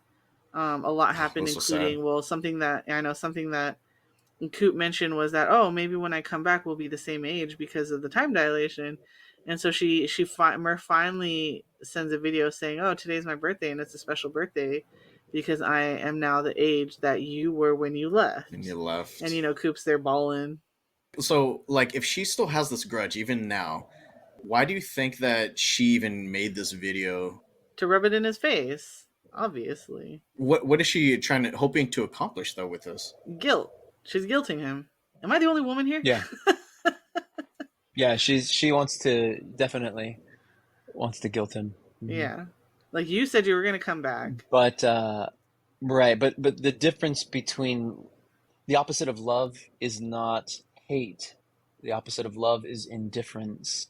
And Mm. so for her to still have this resentment toward him means she's still connected to him, means she still loves him very much. Mm-hmm. They're very much connected. So she's guilting him because she feels the pain still. It's very real for her. Yeah, And definitely. she is still missing him and still in some way holding out hope, because why else make this message if she doesn't hope that he's still alive? And Yeah, to Right. hear she's it, like, well, you're you due know. back now, so come on back.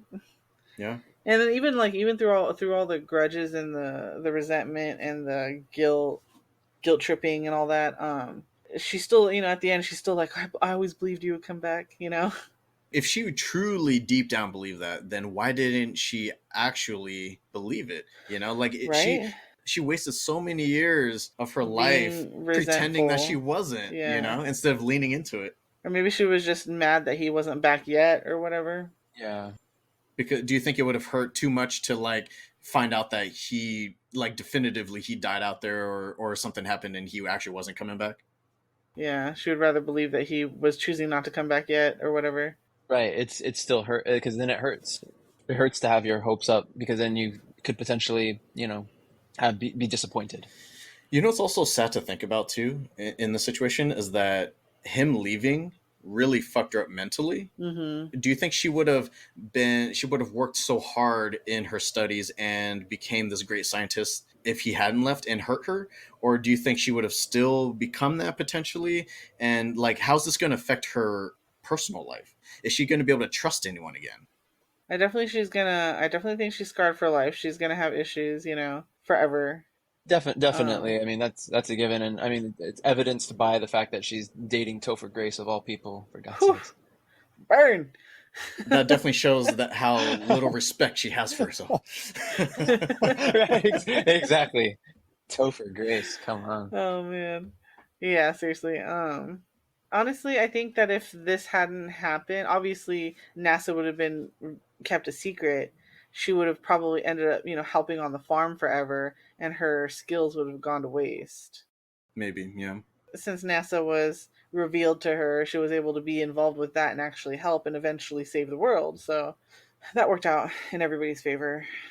Um, but yeah, I mean, since they were out there for 23 years, even though the Endurance was able to remain in orbit around this planet or remain in, its one spot or whatever, it's still used enough fuel where they have to now choose between the last two planets. Are we at that point yet? Yeah, I mean that's the next step is like now that they made it back to the Endurance, we learn that Murph is the adult and she's the same age as Coop when he left.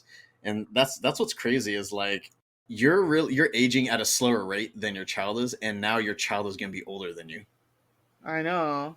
Yeah, and that's what That's they so they get to at weird. the end, where where they reconnect at the end, and you don't like no parent should have to see their child die. So this is a pretty intense scene too. Yeah, because Q monologue about love. I was really invested in this discussion because Amelia was saying that she wants to trust her gut and go with Dr. Edmund's planet, even though, despite the fact that Dr. Mann's planet has Seemed more more, promising data, yeah, Dr. Brand, she's really adamant about going to Dr. Edmund's planet instead. And Coop kind of has to put her in her place. And he actually puts her on blast by saying, like, yeah, are you thinking logically or are you thinking through your love for Dr. Brand? And so yeah, he basically reveals that she is in love or she was in love with Dr. Edmund. with Edmund. And that Yeah, could be clouding her judgment. his first name is Wolf, by the way. Let's just pretend like that never happened. Anyway, um, so yeah, she has this great monologue about love, which I guess has been a contested topic online. Some people think all the love themes throughout this movie are, hullabaloo or whatever, and then some people think It's it's all very important. relative, like time. Ha ha ha ha. Nice one.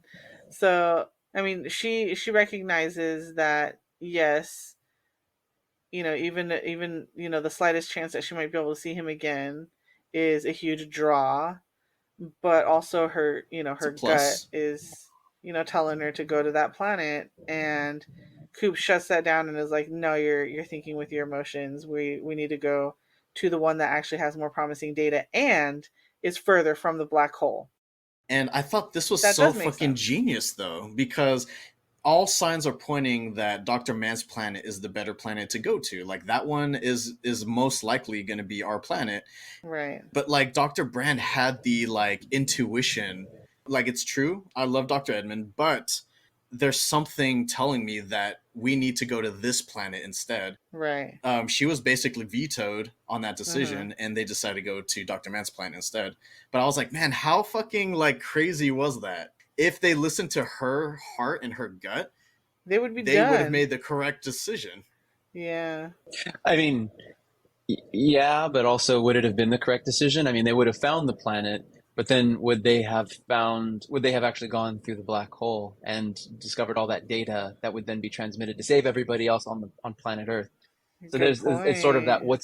what's good is the question. At the same time, I think it's interesting that this subject is broached because although her judgment, we could look at it from that very analytical perspective that Coop has, where it's the data doesn't lie. Let's go with the data, and can say, well, this is just this. Your emotions are clouding your judgment right now, but where so much research is being done now that shows that we have another brain in our gut. We actually have a brain there too. How it all coincides. It's not just analytical. How our emotions are involved.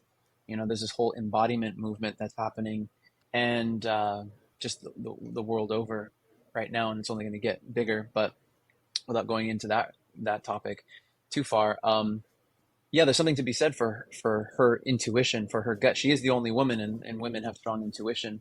Hmm. So Yeah, but at the same time, It's not quantifiable, and that's right, what they yeah. needed. right. Right, or at least that's what they thought they needed. I mean, I Yeah. think it just proves that not all problems can be solved analytically by thinking them Hmm. through. Sometimes you have to trust your intuition. Karma, because then he gets get he, then Coop gets bit in the He ass by his does. decision. If they had found Edmund's planet and just settled there and whatnot, they would have gone through with Plan B, and Earth would have perished. But would they have gone through with it, or would they have like gathered the data and then try to head back? Because that was the original plan. They didn't have the fuel to. That's it. They had enough fuel to get off of the ice planet, right? Yeah, I'm trying to remember because I think it was that Coop was going back by himself or something like that. And the ice planet was further away, so they would have spent less fuel going to Edmund's planet. I can't remember which one was further actually, but Would have been less fuel, but either way, I think Dr. Brand, the senior, Dr. Brand senior, knew that this was just a one-way mission. that was his That intention. was his Yeah. mission. Yeah, like that was his Yeah, understanding of the mission. He just didn't relay that to everyone because even Amelia didn't know about that. Yeah, right. but Did you Dr. know? Mann Did you did. know? So that leads me to believe that is this like an extension of the Lazarus Project? Was that the original intent of the Lazarus Project, and then like they kind of just modified it slightly for this one? Well, I think that was just part, phase A kind of thing because, they sent scouts out to scout out viable planets. And then phase B was when, Coop and team went to go find which planet actually worked and then start plan B, which was actually plan A. That was very shrewd of Dr. Brand, right? To like kind of like leave out important information like that. I don't know. So to backtrack a little bit, we go back to Earth where Dr. Brand, a senior, is dying. Professor Brand, I guess. And Murph is there since Amelia can't be. And on his, with his last dying breath, he basically confesses to her that Plan B has indeed been Plan A all along. That he solved what he could of the gravity equation a long time ago, but the last little piece of information he needed was inside the black hole, and he couldn't get it, and so that was that. No one knows what the hell is inside a black hole, so yeah, it's virtually impossible to solve that equation. Yeah, and then yeah, exactly. And so he passes away. And she What makes a a piece of shit. right. So she makes a so Murph makes a recording to send to Amelia, letting her know like, "Hey, I'm so sorry your dad passed away, but then also like, did you guys know that you guys are leaving us here to suffocate?" Soon after you find out like they're going on a scout mission to check out the surface of the planet, which is supposed to be below what they're on, which is I don't know what, solid clouds. Some red flags immediately when they get to the planet because I mean they're flying down and it was a cool visual, but like the fact that like the sky looks like This the ground because the Yeah, the clouds are sky frozen. the sky looks like the ground. They hit a cloud on the way down, and it breaks Right. off a chunk of ice. Yeah, like what the hell? But then How does that man's even like, oh, work? it's I know. Man's like, oh, it's frozen, it's solid up here, but there's a surface below us, and it's amazing, and there's water, and there's this, and there's organics, and blah blah But blah did you blah. notice the other red flag when they open the cryostasis chamber? They essentially save Dr. Mann. He's weeping in their arms. Well, you just assume that he just missed seeing another face because Right. it's been I think that's what the audience is led to believe. But the fact that he's like so fucking desperate. Yes, fucking I can get off this planet finally. And yeah. but the thing is like now he's gonna have to concoct a plan because he's gonna have to bullshit his way through whatever questions they have if they want, tangible proof. He's like, how the fuck am I gonna do this? So he has to like buy himself time to concoct a plan. And oh man, his plan's a doozy. Faked a bunch of data saying that the planet was promising and sent that out in hopes that they would come to his planet sooner because it was so promising, which is exactly what happened. That was the plan, But in yeah. reality, there was no surface under the surface that was amazing. He lied about that just so that they would come, and then he can either be saved or screw them over and just get off the planet, which is what he ended up doing, killing Romilly and blowing up, exploding. Well, the one robot exploded, and so Case and Tars were still there, but Right, the well, right. Kit explode, like he was set to explode when when they tried to reboot, they're like trying to reboot him with anybody other than Dr. Right. Mann, I'm assuming. Let's not gloss over the fact that this event was basically what made Matt Damon the most hated man on planet Earth for a while after this movie came out. Because everyone legitimately hated Matt Damon for his character of Dr. Mann. That's hilarious. Talk about I such did not know yeah, that. what a great job. Yeah, what a great job he did. I didn't realize that other people felt that way too, but I refuse to this day I still have not seen what's that other movie he was in The afterwards? Martian. The Martian. Yeah, I refuse to see it. I would not watch him in space again. I was like, fuck that guy. He's a That way movie is different really That's character what in I good. that hear. one. Yeah, and he's the opposite, Sure, like the sure, but I complete still opposite. said fuck that guy. And I watched that movie actually and ended up reading the book as a result, and that the book is really good too. So The book was good, yeah. I read that one yeah, too. recommend. I remember how I felt. I think that is a testament of how good of an actor Matt Damon is because he really made you hate his character. I know. His character is hateable. And he was totally awkward. He was like awkward and like science nerdy, and then he totally smashes in. He's totally like lying right to their faces. I mean, that's a cue in and of itself. He's covering it over by just constantly giving them a barrage of information. He just won't shut up about it, and he's in a way, it's like, oh, it's understandable. You can look at it from the perspective of, well, he hasn't really had human contact in quite some time, so they're A little looking at it through awkward. that lens. Whereas he's just kind of like doing a little sleight of hand. He just needs to keep them busy, occupied with data, and whatever else they may think that he thinks they need to know in order for him to Yeah. keep the ruse going. I've heard there was an actor who said that you don't need to. I think they played an antagonist as well, and they're like, "Look, I don't have to agree with the character. That's not my job. My job is to understand them."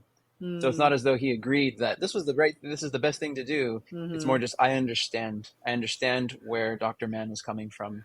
Yeah. It was desperation. Yeah. Yeah. But to convey that on the screen, right? But to be able to make that a reality, I don't know. Like a story is only as good as its villain, and he plays one at least for that portion of the film. Mm-hmm. And it just makes it that much more. That makes it more that much better for them to overcome. Yeah, this movie has some interesting villains in it, right? So it's like the Blight, and then you have the water on that planet, and Yeah. then now you have Dr. Dr. Mann Man as and the the Ice villain. So it's Planet. like it's got a pretty like wide variety of different villains for this movie. Right. Dr. Brand, even Dr. Brand Sr., could be Yeah, Right. that's perceived as true. being a villain because he lied to them in order for them to Yeah, to colonize go. elsewhere. Man. So they narrowly make it off of that too after Romilly being killed. You know, Brand barely gets to saving Coop. That was such a fucking like sneaky little booby trap thing that he did. Right? Why did he feel the need to like set a trap for someone that's like attempting to access the data? That's wild that he thought Yeah. about this while he was on the planet alone. He needed to he's controlling the information, and that is the only other witness, quote unquote, that he needs to keep silent. And so Mm-hmm. but keeping him alive meant something too. He didn't have to, he didn't want to necessarily kill. That would look bad if he had killed him, so he has to keep, again, this whole ruse. So it's like this thing has information that would reveal the truth about his Mm-hmm. lies, and so Mm-hmm. if anybody then tries to act on that and retrieve it, then of course he's going to just seal the deal by killing that person for trying to get the information, because they must then be, they might know something, or they, you know, let the truth die with them, and that. They're about to know something. Yeah.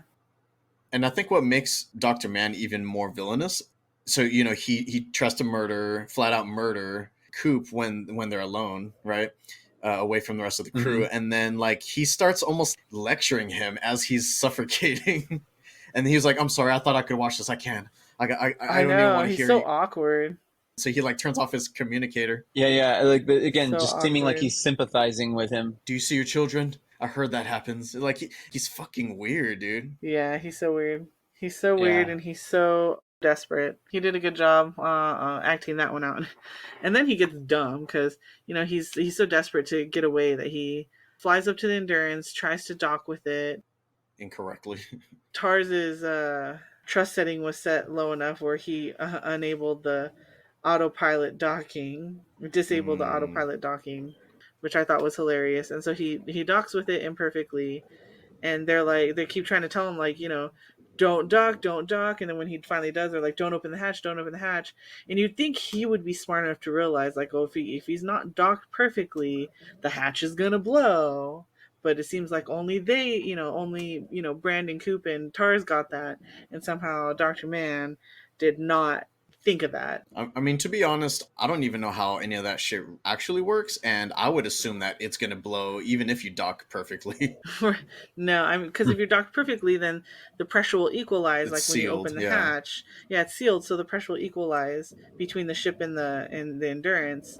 I've seen enough disaster flicks where it's like one screw is probably like loose and it just like falls out and the whole thing just caves in on Exactly. itself. So I mean, you would get like an extremely rapid depressurization because there's a vacuum out in space, which would cause it to blow. I would assume, but not explode because you don't have freaking explodies in space. Like there's no oxygen out there to make fire. Yeah, So I thought he would have gotten sucked down into space. I guess it did kind of just like everything just kind of broke and he got sucked out or whatever. But then wasn't there some fire? I feel like something actually exploded, and that usually is Yeah. like incorrectly conveyed in space because you don't have oxygen There's no in oxygen. space. The flame would have gotten choked out. But anyway, that blows an entire segment of the Endurance and causes it spinning at 68 RPM, 67 to 68 RPM. Thanks, Matt Damon. You son of a bitch. Yeah, yeah. You selfish bastard. And which leads, okay, and here's where it gets me because I think this is hilarious.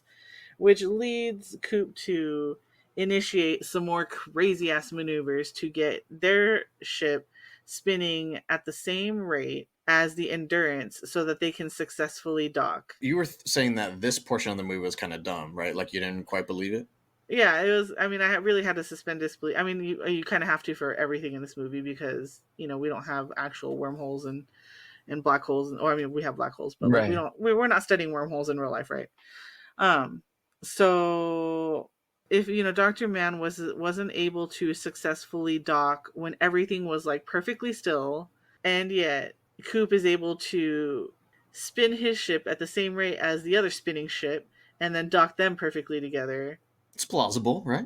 I'm not convinced. Well, he's got Tar's help. I think he just gets them like 90% of the way there. 90% is all you need. I think he tells him to match it, right? Yeah. Doesn't he tell them match the speed? And so it's like the calculating part of it is taken out of it. That piece is. Yeah. And so the precision is done by Tars. Yeah. Good job, Tars. Mm. I'll give that one to Tars then. There's nothing Tars can't do. He's basically R2D2. Seriously. I know. That's true, but he can talk and he has settings and shit. But he can, right. Yeah. Yeah, they're successfully able to leave Hoth with R2D2's help. Hoth. That's basically what that ice planet was, huh? Seriously. This planet is also still close to the black hole, and so without the fuel, they come up with this brilliant plan where they're going to let the black hole start sucking them in. To get him closer, which is actually kind of genius. They're going to let the black hole start sucking them in and then turn on their thrusters to full, at the same time dropping weight so that they can escape the pull of the black hole and then slingshot around it, which will propel them to Edmund's planet.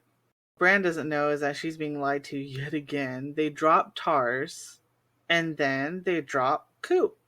Because the plan with Tars is so that way he can study the inside of the black hole and then relay the information out. Yeah. If that's possible. That's their plan. Yeah, that's their plan.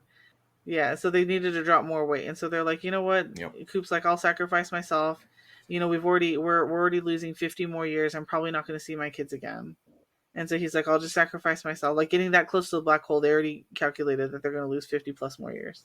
I don't think they have any way of getting back. So it's like, if we can at least get you to Dr. Edmund's planet, then you can help us survive. Yeah. Which is interesting. Now that you bring that up, that I noticed that there was a line in the first part, the ghost part, where they bring up the Lazarus missions, and he says, "Oh, that name sounds dubious." And he's like, "Whoa, Lazarus rose again." And he says, "Yeah, but he had to die first." Die. And so that's why Yeah. I'm like, "Oh, a callback." So he willingly chose to die, to risk death at least, and Right. then from the ash heap, life springs, right? So humanity is saved. They quote unquote rise again because of his willingness to die in the black hole. Mm-hmm. Right. Self-sacrifice. Yeah, so this is where it gets real. I mean, this is where it lost me the first time around, because I was like, okay, first of all, he's going into the black hole, and as far as I learned in my level 1 physics class, if you get sucked into a black hole, you get spaghettified.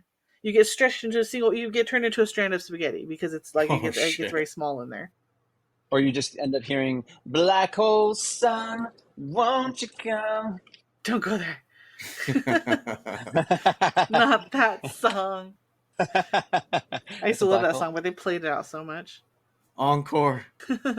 Love that song. Yeah, so you're supposed to get spaghettified, right? So he goes into this black hole, doesn't get spaghettified at all. It's just, going through it like it's an actual hole, like it's big. But the whole point of a black hole is like a lot of mass imploding into a single point. The ship was getting shredded, right? So like it was telling him to eject. Would you have fucking ejected? I was like, No. eject into what?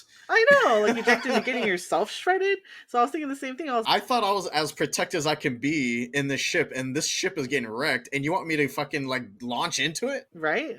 Yeah, so I was like, well, why the hell did he do that? So he ejects into the black hole and I guess is saved by the 5-dimensional beings. He probably would have been spaghettified had the future human beings or whatever, not created this tesseract for him, which was like a safe space. Yes. So he gets put into this tesseract, which is a safe space created by these beings for him. And the way that they explained it, so a tesseract, so you know how like a cube is the 3-dimensional version of a square, the tesseract is a 4-dimensional version of a cube. So he's inside the tesseract, and this is their attempt to the way that Tars, he ends up getting back into contact with Tars, who's inside the black hole with him, and Tars explains to him, somewhere. Tars explains to him that he's with the beings, which he cannot explain, but he calls them the bulk beings, and they have created a 4-dimensional version of time for him. So that's how they made time perceivable for Coop. He can basically calculate anything and make sense of all the stuff through science, right? But he's surrounded by something that is like beyond our technology right now, that he can't even like simplify it and explain it. He's just like, I don't know, it's just something that they created and we're here now. So well, there's that. Which is interesting because now he has to rely on the very thing that he was not trusting in the younger Dr. Brand, which is her gut. He's got to trust in Yeah. his gut now because he can't. His analytical mind isn't going to help him in this place. It doesn't make sense. He can't rationalize all this, so he just has to act on He instinct. can't even see these beings. Like these beings are helping him. He can't see him. And the way that I had explained to me at some point in my life, when I was trying to understand what an extra dimension would be like, is that imagine a drawing of a person on a piece of paper. So they're 2D, right? Or Mhm. maybe even just imagine a circle drawn on a piece of paper, but maybe it has an eye like Pac-Man. So this Pac-Man can see in front of it on the piece of paper and behind it also on that same piece of paper, but it can't see outside of the piece of paper where we are. And so that's Hmm. us. We're the circle on the piece of paper. Also at the same time, it's like if this is some sort of fifth dimensional being, it's not going to have like a body because it doesn't need one. It's beyond that. It's beyond like space and time. It's like an essence of something. It's like in its own Energy. plane. Well, not necessarily. I Mhm. mean that Pac-Man on that piece of paper might think of us as an essence because it can't perceive what we would look like in a third dimension. We can't perceive what a fifth dimension would be like, but I think it would be easier to understand three dimensions than it would be to like that's understand because we fifth live in three dimensions, right? dimensions. Supposedly they're humans. They're like future versions of us, right? Well, that's what they're saying. Like they might not necessarily be humans. They are a people. He says at the end they are a people, not necessarily us people, but a people who have chosen to save us. And I think the reason why I'm able to kind of conceptualize it is because you get a hint of it. If you've ever taken like shrooms or something like that, you get like a very small hint of it. You understand what it is to like transcend our plane. Everything here makes sense to us, but then once you see it from like an outside perspective, you start understanding more about what life is and all that stuff. And imagine just always being in that state, being in that plane. You're not bound by these laws down here. That's why I kind of use like little bits of that. And I think that's also why people that are like really intelligent and kind of like have these crazy theories and ideas, they've probably seen similar things like that, or like maybe even crazier things than that, that we can't even comprehend, that doesn't even make sense to us. And I think they might actually be closer to the truth than we give them credit to be. Sounds like someone knows from experience, huh?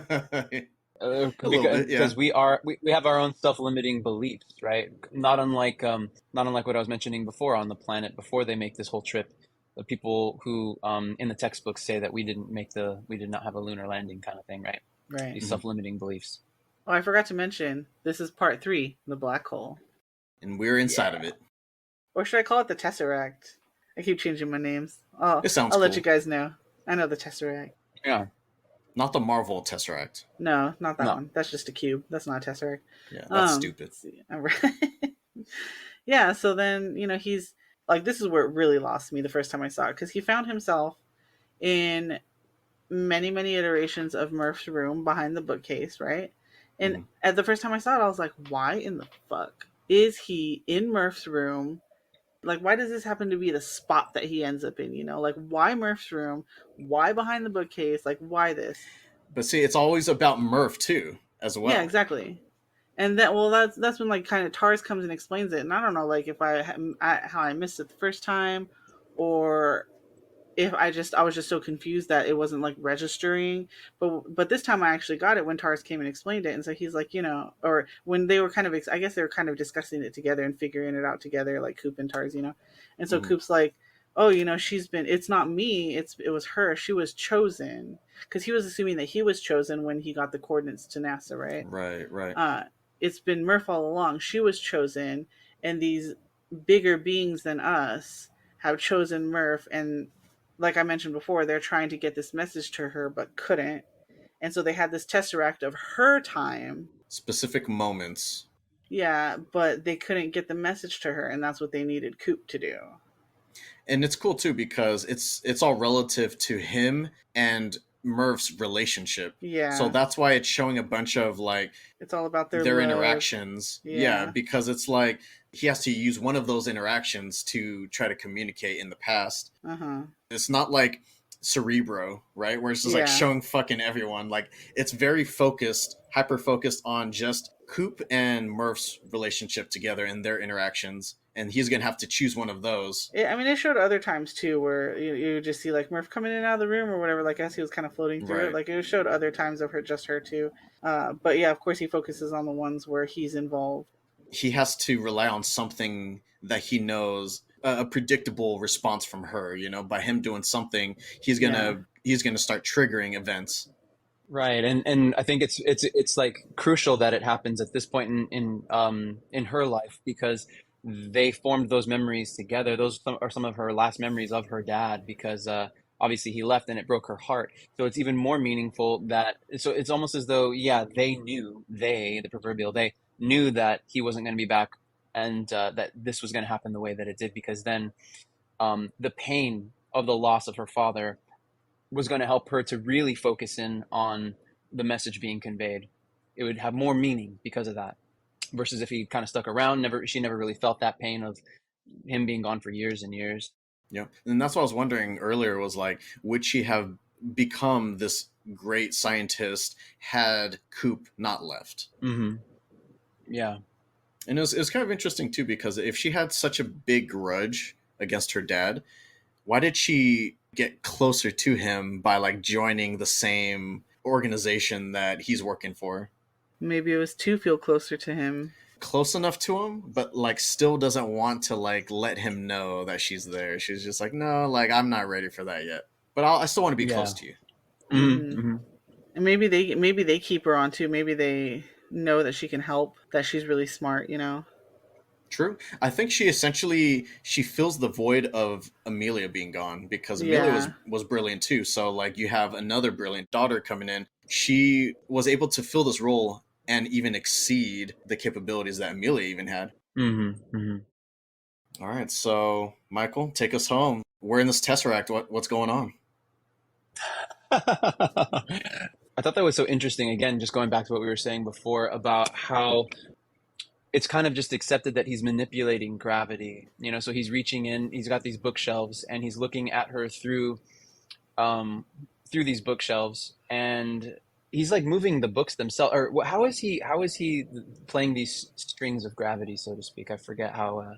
I mean, it does feel kind of ghost-like at first when he's like it's like an emotional thing, and he's just shoving these books. You know. Right, and he's like flicking these different things, right? Yeah, the gravity strings, and yeah, and then it does feel more like an instrument later when he's manipulating the watch or manipulating the dirt. He's able to like really harness the capabilities of it once he takes the time to like understand it, and then little by little he starts being able to like manipulate more things. So he's just like, oh shit, I can do more stuff with this, and so he has to get creative with it. Mm-hmm. And he does. Yeah. And he learns how to play that instrument a little bit better. The instrument of time and space. And gravity. Which is interesting because you talk about the music of the heavens. That's been around since ancient Greece. They talk about the music, about there being music. If there are vibrations, anything moving through space is going to have a vibration, and how if we're moving through space with as planets, and the planets are rotating, they're creating vibrations as well. So I thought that was really interesting that they made it look like as an instrument that he's playing in the Yeah, Tesseract. that makes sense. Coop imparts to Murph the information she needs to solve Dr. John Brand's gravity equation. Yeah, it turns out that Tars is hanging out with the bulk beans, and he is able He's at to the pearly he's gates. able to get the information he needs to get, and he gives it to Coop in Morse for him to give to Murph in Morse. I love this question because it was so emotional, and I mean, obviously it's a logical question. Like, why the watch? How do you know she's even going to see it? And what does he say? Because I gave it to her. Got me. Aww. Got me. I was just fuck. Yeah. Mm-hmm. Mm-hmm. Man. It's pulling at the heartstrings as well, not just time and space. Oh, It's not pulling just at the heartstrings. gravity strings, but the heartstrings are being played also. That's right. Exactly. And then we could get into like things like love transcends distance, love transcends time. Because True. literally it Yeah. does, right? Yeah. If you think about it, Yeah. it's he's transmitting it outside of time to her, and the love that she feels for him is being received on both. The love between the two is being received on both Oh. ends. And again, it comes back to what I was saying before about how without her missing him for those all those years that he was gone, it would not have had the impact on her that this gift that he gave her had, Yeah. because I gave it to her. Yeah. Yeah. Because I gave it to her. God damn Don't cry, guys. it. So yeah, after he programs that, the Tesseract begins to collapse and close in on itself. Right. And okay, so here's another. I mean, all this stuff is purely speculation since no one actually knows what's inside a black hole. No one actually knows what's outside of our dimension. And so it seems like the beings, the they, deliver Coop and Tars back through the worm outside of the black hole, back through the wormhole, and they are both found orbiting Saturn By themselves. by themselves in They're the just middle of chilling. space with just minutes left in Coop's oxygen. He is rescued. Earth And below us. Gotcha. all right, so Major Tom is rescued, Drifting. unlike the song. This is, 50 some plus years in the future after Murph has solved the equation, which, as far as I've understood it, based on it looks like what was that guy, that the science guy that was involved in the movie, one of the executive producers? Oh, Thorn, Yes, right? yeah, Kip Thorne.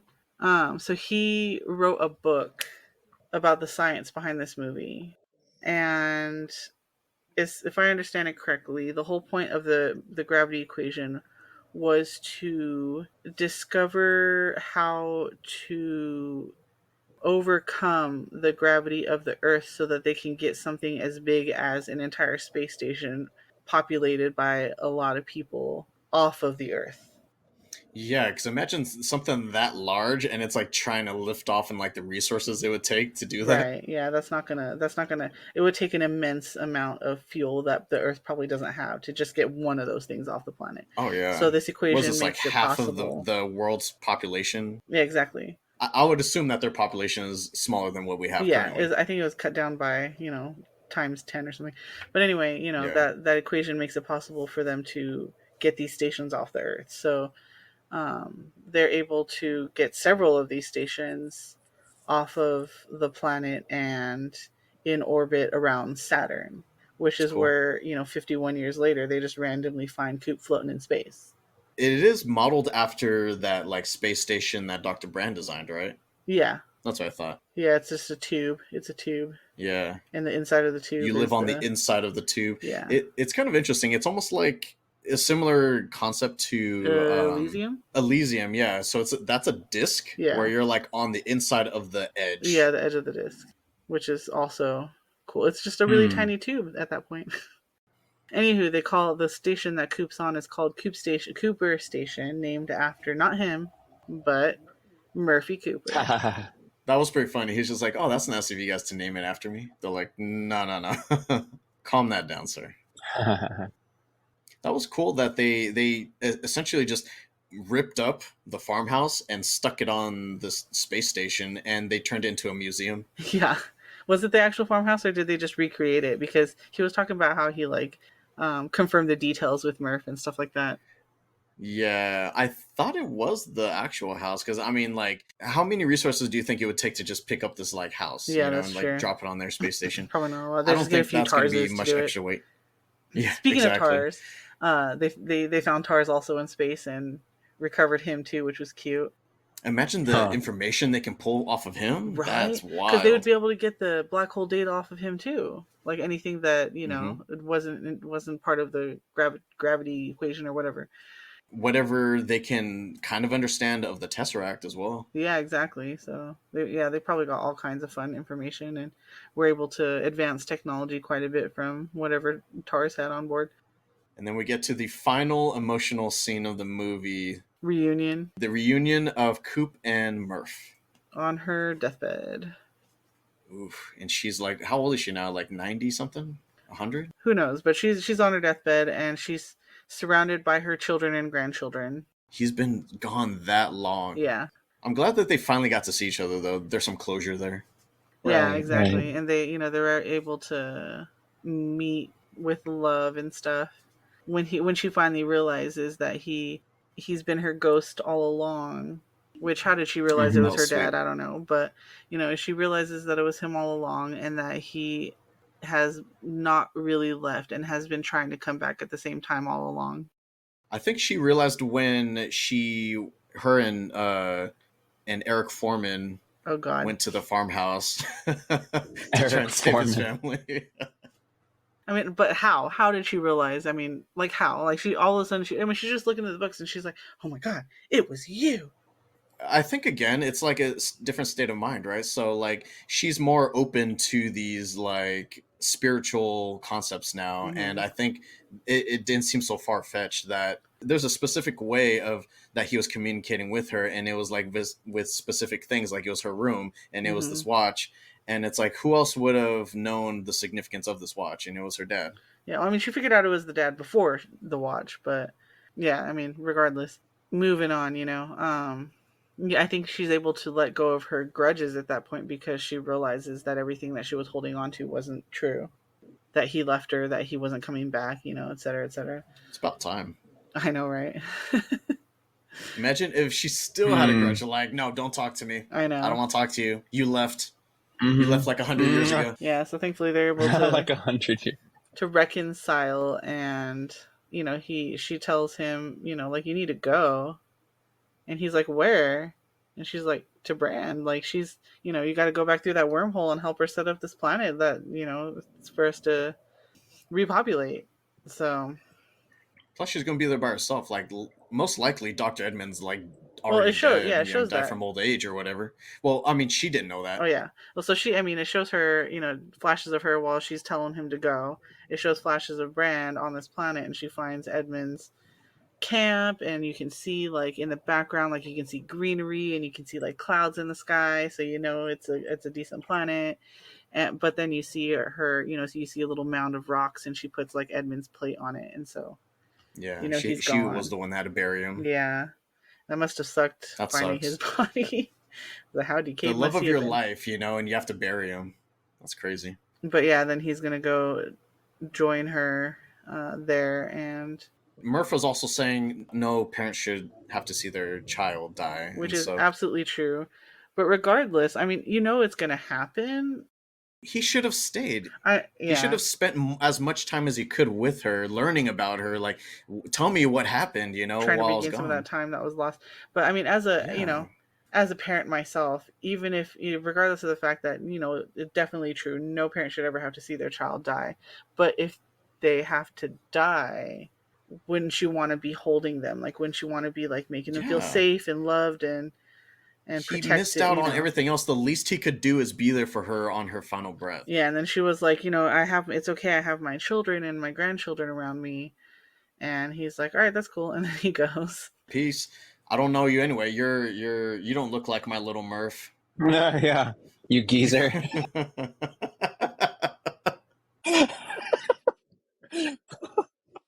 Messed up, guys.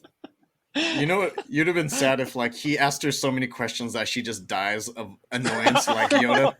If that could happen, then I would have died a long Goes time into ago. the Force. Slips away. It's like a what do you call it? It's like Curb Your Enthusiasm.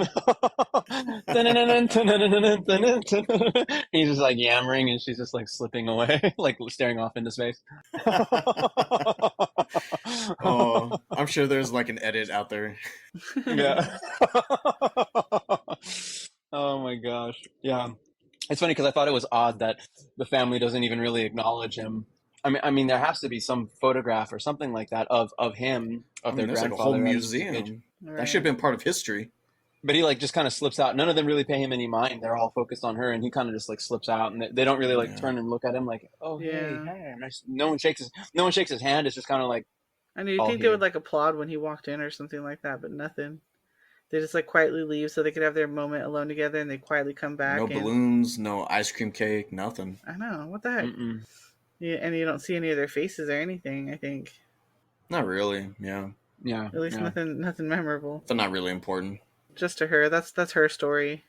What's cool about this though is that those are essentially like arcs, right? Like Noah's arcs. So Yeah, they don't have to fully rely on Plan B. Like they have these space stations that are actually carrying other generations of people, and so yeah, they can just like mix them in as well. And the new generation doesn't have to completely be raised by robots.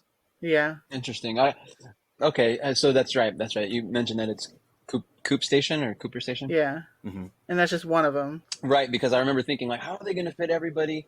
How are they fitting everybody on this one tube looking thing? Now Yeah. that you mentioned that, I'm like, oh, okay, that's right. They have many of them. So, all right, it's just interesting that they haven't sent anybody out to the planet with Dr. Brand at all. Just all of a sudden, just you go Well, find here's the her. Like, thing. what? Why didn't anybody else? They just now recovered Coop, which means Brand is just now getting to that planet also, because she lost those 51 years Oh, or 50 however many years also slingshotting around the black hole. ah, Everything's all happening at that time now. It's not like, Brand's been simultaneously. chilling on that planet waiting for somebody for 50 something years. Right. No, she's barely getting there too. Got you. Finding, what's his face's 50 something year old decayed body, Edmonds.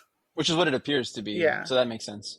Yeah, like she just got there and she didn't really get to do much. Exactly. She's just getting there, finding Edmund's 50-year-old dead body, or maybe he died from old age. He might have died there from old age. Took her helmet off for the first time, Yeah. and breathes in And it the seems air. like, I So mean, when you see her walking back to the camp, it seems like that camp is pretty established. So, yeah, he probably died of old age there. Like he lived there, yeah, alone for a long time, probably crazy, but Yeah, add 51 years to whatever he was, but when he got there. that's also a bittersweet ending too, because it's kind of sweet in the sense that they were playing up like a possible love interest in Amelia for Cooper, right? But right. like also at the same time, imagine the relationship that Amelia could have had with Dr. Edmund. I know. Only last name, like he has no first name. We already established that part. Yeah. Makes it easier. That is a wrap on Interstellar and our anniversary episode. If you made it to the end of our podcast, then you get to punch Matt Damon in the face for being a lying, scheming asshole. SOB. Poor Matt Damon. He's probably a cool guy. Yeah, he probably is. Any final thoughts or closing comments? Great movie. I'm glad, because knowing that we were going to be doing Interstellar, I was kind of dreading it actually, because, the first time I saw it, I was just kind of like, the parts I didn't get at the end. But I'm really glad that I was able to watch it a second time, and that I actually was able to get a lot more out of it than I did the first time, because I Yeah. definitely enjoyed it a lot more, and I definitely plan to give it another watch. It's funny you felt that way because I also felt that way. I was a little intimidated to take on this movie because I wasn't sure if we would be able to do this movie justice, like I wanted. Right. Mm-hmm. I hope we did. I feel like we did. Yeah, the funny thing is, like, I felt the opposite. I was like, is this movie worth it? But, having seen it again, now I get the hype. It was dang good. Mm. How'd you feel about it, Michael? Yeah, I guess I have similar sentiments of thinking like, are we going to do this movie justice? It feels, there's obviously a lot of science involved and A lot of everything, but I stuff don't. that we're not qualified to talk about, really. Right. But then, if you think about it, there's a lot that we are qualified to talk about, just being human, right? And just talking about the Right. human struggle, because that's what really matters most. Sure, there's the science aspect, and you know, we're not going to present certain insights about the science that aren't already out there that people could look Yeah. up that are professionals and whatnot. But what we can do is provide our own insights and how we empathized with the characters and the impact that it made on us, and sharing that in this way in a podcast is in some way not unlike music, right? To know that somebody else has felt this way before, you don't feel so alone, or again to get another perspective. But maybe there were people who were like, I don't get the hype about this movie, like you were saying before, Smurf. Um, but maybe they hearing this podcast might have a different perspective. Yeah, exactly. And special shout out to Einstein for relativity. No one ever mentions that. I suppose he can get some credit. Some credit. I'll allow it. Rude. This movie truly is a masterpiece, though. I mean, in my opinion. And man, I just gained so much more this time around, honestly. Theoretical stuff and philosophical. Whereas instead of just like, Trying to understand what the hell's going on. yeah, I'm like getting a deeper meaning and I'm able to look past certain things and be curious about other things. Whereas like before I would always gloss over that stuff. It's a lot of fun. Yeah. Yeah, yeah. Almost just accepting your ignorance as a closed door, so to speak, right? It's like, oh, I can't get beyond this thing. This is above me, and whatever. Yeah, I'm not interested in this. Let's get to space. That's nice. Okay, whatever. Dust. Okay, we get it. It's dusty. All right, let's go to space. Right. We Yeah. see that water world. Yeah, You know where there's no Yeah. dust? In space. in space. Ironically, right? They go to this planet and it's water as opposed to all this dust. Yeah. It's like the opposite of the Earth at that Too much time. water. Right, exactly. Too much. Oh, whoa, whoa, whoa! Time out, time out. Too much water, guys. Yeah, I think that seeing it in theaters makes all the difference. I know that it had that impact on me when I saw Interstellar because you are in this room with all these other people sharing having this shared experience while it is dark in that room. It's very different than being sitting down. When I was watching this, I was watching it on my iPad at the kitchen table, and I turned out as Right. many lights as I could. But it's not Hmm. the same as being in a theater that has speakers tuned to a certain way and bass and feeling it yeah, I You're think not we talked feeling about the this. Hans. You're not feeling the Hans. It reaches into you in a way that when you're watching something at home, you get distractions. If you have kids, and kids might be asking, might have needs. You might need to feed them. They might need to go to the bathroom. Never They know. have a But lot of either way, needs. distractions abound, whether you have kids or not. And your phone, I might have kids. you might have A couple. Yeah. a couple.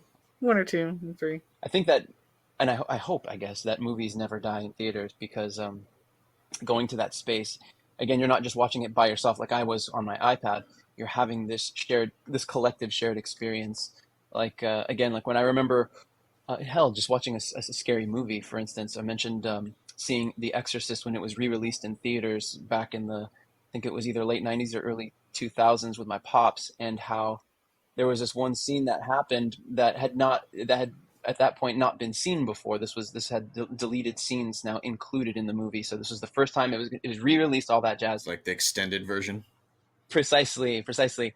And it just added so much more. But what I'm getting at is that experience of being in that room with all these people. There's that energy, right? Everyone, we have all these vibrations going on and emotions, and for them to kick on the lights, it was so intense a scene. People screamed, women screamed, and I just remember it was really really intense. So to if you think that, oh, it's just people are annoying, yeah, sometimes there are movie talkers, yeah, sometimes people have their phone still on, and there's all that stuff, Yeah. but those are not the norm per se. And No. I don't think that it discredits the beauty of going to the movie theaters and experiencing that. I mean, that's what I grew up with a lot. I mean, we did watch a lot of movies at home, but my pops that was like a it was like almost like a religious experience. It was regular. We would go to the movies and watch these movies, and it was so moving. Being a pretty big Nolan fan, there are certain things I tend to notice with his movies, though, and I noticed it with this movie as well, is that he will spend a lot of time on certain things. I almost feel like he might spend too much time on them, forcing him to rush other elements of his movie. Like in this one, I noticed that he rushed a few parts of the movie. At least I felt that way. The part on the water planet, they only really spend like what 5 minutes of like screen time on that planet, and I felt like they should have drawn that out. Like I would have loved to make it seem like this could possibly be a dope planet to inhabit. They like land and then immediately have to leave, and I felt like it would have been cool to like draw that out and make it and like give you that false sense of security. Also, the part that they rushed is obviously the reunion with Coop and Murph. They should have drawn that way out. Like I don't know. No, that's too sad. They didn't spend any time with that, and I was really disappointed with that. Yeah, definitely glossed over, but I gotta wonder what scene. I mean, I gotta imagine that there was more filmed for that, and that they just didn't. They chose not to. They left it on the editing floor, I guess. Sure. Uh, no, I see that scene. I mean, I could see where you're coming from, but I disagree about the water planet. I think that it was meant as a device. If you look at it from more, if you look at it from like bird's eye view, that scene was they needed desperately to get off. What's the worst thing that could possibly happen? They needed to get down there and get the fuck back, right? Like time is of the essence. And then the worst thing that could possibly happen, they get stuck there longer than they needed to. So then there's this agitation. So I get your interest. I could see it more like a fan fiction thing, like what if, kind of. I wonder what that planet was like. But I see it as a device to create pressure, to create tension. Just a couple more minutes would have done it for me. Oh, I see. Okay. But yeah, I feel like I think he glosses over a lot of things. Like he feels that they aren't that important, or you don't really need to. We don't need to stay on this too long, and he also doesn't explain a lot of things, so you kind of have to just speculate. That is something that I do notice in a lot of Christopher Nolan movies. I like it because I like that he does that because if you spend too much time explaining things, the more that you know, the more that you begin to kind of tear it apart. It's very much like he films very much like Casablanca, like the movie Casablanca was filmed, where they bring up some stuff, but they don't go too much into detail about explaining the extraneous things, because then your mind starts to work on it, right? Then And the he's like, I don't context want you to fills go it down in. that path too much. Well, are you guys watching anything lately? Film or TV? I'm catching up on Mrs. Maisel. Ooh, nice. The final season. Yes. It's good. I like the time jumps, how they go Yeah. back in It's definitely time, present interesting. time, forward in time. And you know what everyone should watch? The Martian. Ooh. Ew. Ooh. Soft path. How do you guys feel about Matt Damon now? I think enough time has passed. Time heals all That's good. wounds, right? I'm still holding a grudge like Murphy. All I have to do is rewatch, Born Identity, and everything's good. Everything's right in the world again. The what I'm watching right now, two things. Um, Episodes for the show that's newer right now, come out on Wednesdays, and that's Platonic. It's on Apple TV Ooh, Plus, and it is hilarious. It's Seth Rogen and Rose Byrne, and Oh, yeah, yeah. it just cracks me up. 30-minute long I wanted to episodes, watch that and one. nice. it's been pretty good. I recommend it. And the other one that I just started yesterday, or restarted, I should say, is the FX show Legion that ran 3 seasons. Started, I That think, is the in Oh back in best shit. show. 2015. Fucking thank you. It's the most underrated. It's the most fucking Seriously. underrated show. It's up there with Hannibal. Both only ran 3 seasons, by the way, and both are it's so fucking epic. I have posters for both, and I don't have movie posters typically, but I do have a poster for Hannibal and a poster for Legion, because truly the greatest antagonist. Were they able to wrap up Legion, or did it get canceled? No, they wrapped it Absolutely, up. no, no, no. It was beautifully wrapped up. So it was intended to be 3 seasons. Yes, it's a mind fuck of a show. The Sure only is. unfortunate thing was that it came out when see, now Hannibal was kind of rushed. I think they wanted more Uh, seasons, but it's beautiful the way that it ends as well. There's possibilities there. I can respect the fact that TV shows don't want to be like 10 seasons long. Like you only have like a finite amount of seasons, and you wrap it up in a way that makes sense. Yeah, yeah. Even Succession ended after 4 seasons, and they could have drawn that out if they wanted to. But truly, Legion is like it always left me wanting more, and it's just, again, it's a mind trip. It's a mind fuck. I don't want to get into it now yeah. because I don't think people are prepared for those spoilers. But Right. Okay. it is up there as one of my all time favorite shows, up there with Twin Peaks, Mad Men, and obviously Hannibal. Mhm. There's so much depth to these characters and the worlds that this creates. It's unlike any Marvel movie or TV show you've seen. I think that's the unfortunate part, is that everyone was already getting pretty fatigued on Right. the Marvel Yeah. universe when it came out. It's surprising every time I watch it, and violent, Mm-hmm. surprisingly pretty Oh violent. yeah, yeah, that's true. Okay. It's so good. First you had my curiosity, now you have my attention. Yes, we need to do an episode on Legion for sure. I did watch one thing. Brenda and I saw No Hard Feelings, and it was actually pretty funny. Like I haven't seen a raunchy comedy in a while, and it was actually pretty refreshing. That's good. I've been kind of missing Interesting. them. And Jennifer Lawrence still got it, and I mean, she Yeah. still got it. Yeah, she do. Aflixionados is available wherever you get your podcasts. New episodes drop on the first Saturday of each month, 5 a.m. Pacific. If you enjoy our content, give us a like, a thumbs up, and don't forget to subscribe. Thank you so much to the listeners out there for joining Stephanie, Michael, and I. This has been Aflixionados Podcast, episode 28, Interstellar, and we will see you all again in 60 years without having Asia Day. That was stellar. Arrivederci.